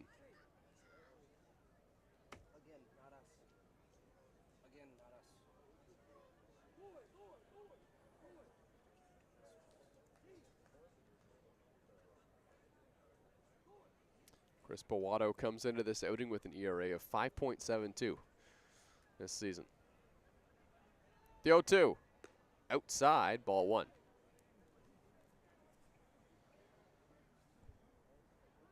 Bowato started his Intercounty Baseball League back in 2017 playing for the London Majors. The 1-2 pitch. Castaldo hits this one in the air to center field. This one's back near the wall, and it is gone! Jordan Castaldo with the solo home run has 500 RBIs in his Intercounty Baseball League career.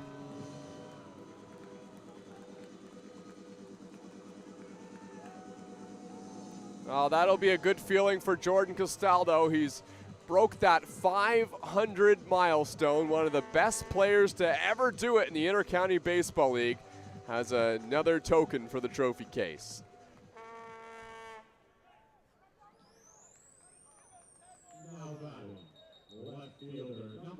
So a 13-3 game now here in the bottom of the 9th inning.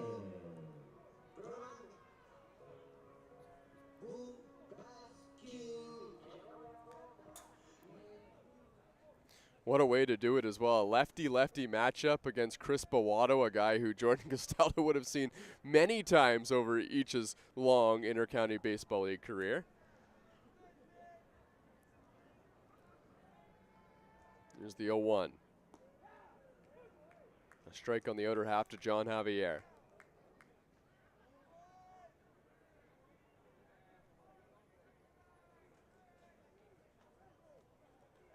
Bowato's 0-2. Javier fouls it off.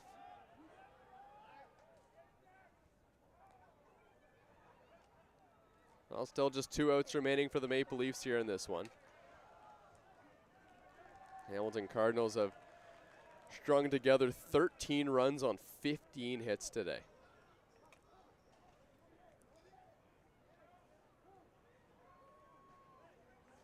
Another 0-2 to Javier.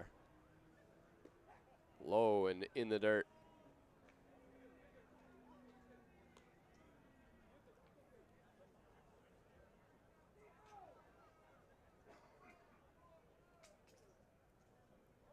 course, Boato with 6 2/3 innings of work on the season for Hamilton coming into this outing.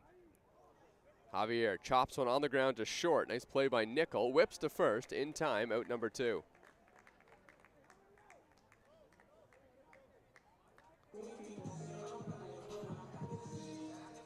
Well, the Hamilton Cardinals are 1 out away, but the Maple Leafs are not going to make it easy as they send Dennis DeBanning to the plate, who no doubt will try to get another hit and add to what's already been a fantastic day at the plate again.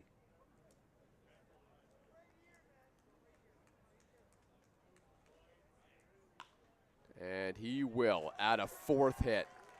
Dennis DeBanning has a 4-hit day against his former team, the Hamilton Cardinals.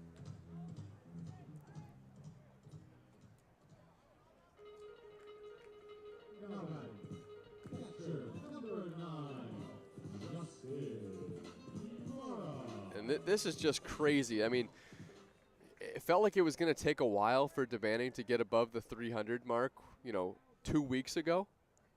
All of a sudden, he's 4 for 5 today. He's hitting .329 on the season. This one's right back up the middle by Justin Mara for a base hit.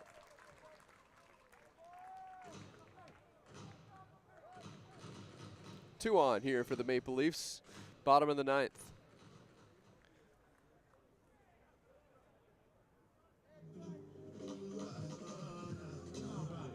So that's going to bring Greg Carrington to the plate as he gets his first at-bat of the game. This will be his 4th at-bat of the season. He's also appeared in 5 games pitching for the Maple Leafs. Swing and a miss at the first pitch. Boato went off speed on him. Greg Carrington started out with the Maple Leafs back in 2018. Here's the 0-1. Carrington swings and misses 0-2.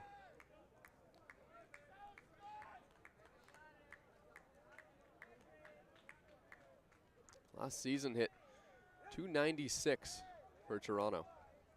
The 0-2 pitch, upstairs.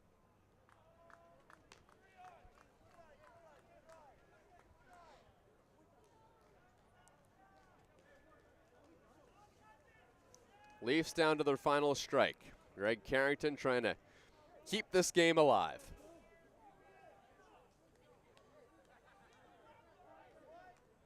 A 1-2 from Boato. Carrington takes in the dirt, 2-2.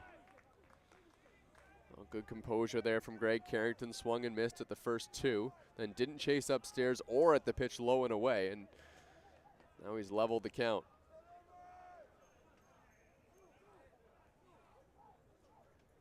The 2-2. High fly ball towards foul territory down the first baseline, and it's the second baseman, Tommy Reyes-Cruz. It comes over and makes the catch, and that'll end the ball game. The Hamilton Cardinals win this one 13-3 the final, and the big turning point in the ball game, a 9-run 7th inning for the Hamilton Cardinals. And that was pretty much the dagger for the Toronto Maple Leafs. In this one, they get 13 runs on 15 hits. The Toronto Maple Leafs get 3 runs on 10 hits. Both teams made 1 error. For myself, Thomas West, thanks so much for tuning in, and we'll see you next time.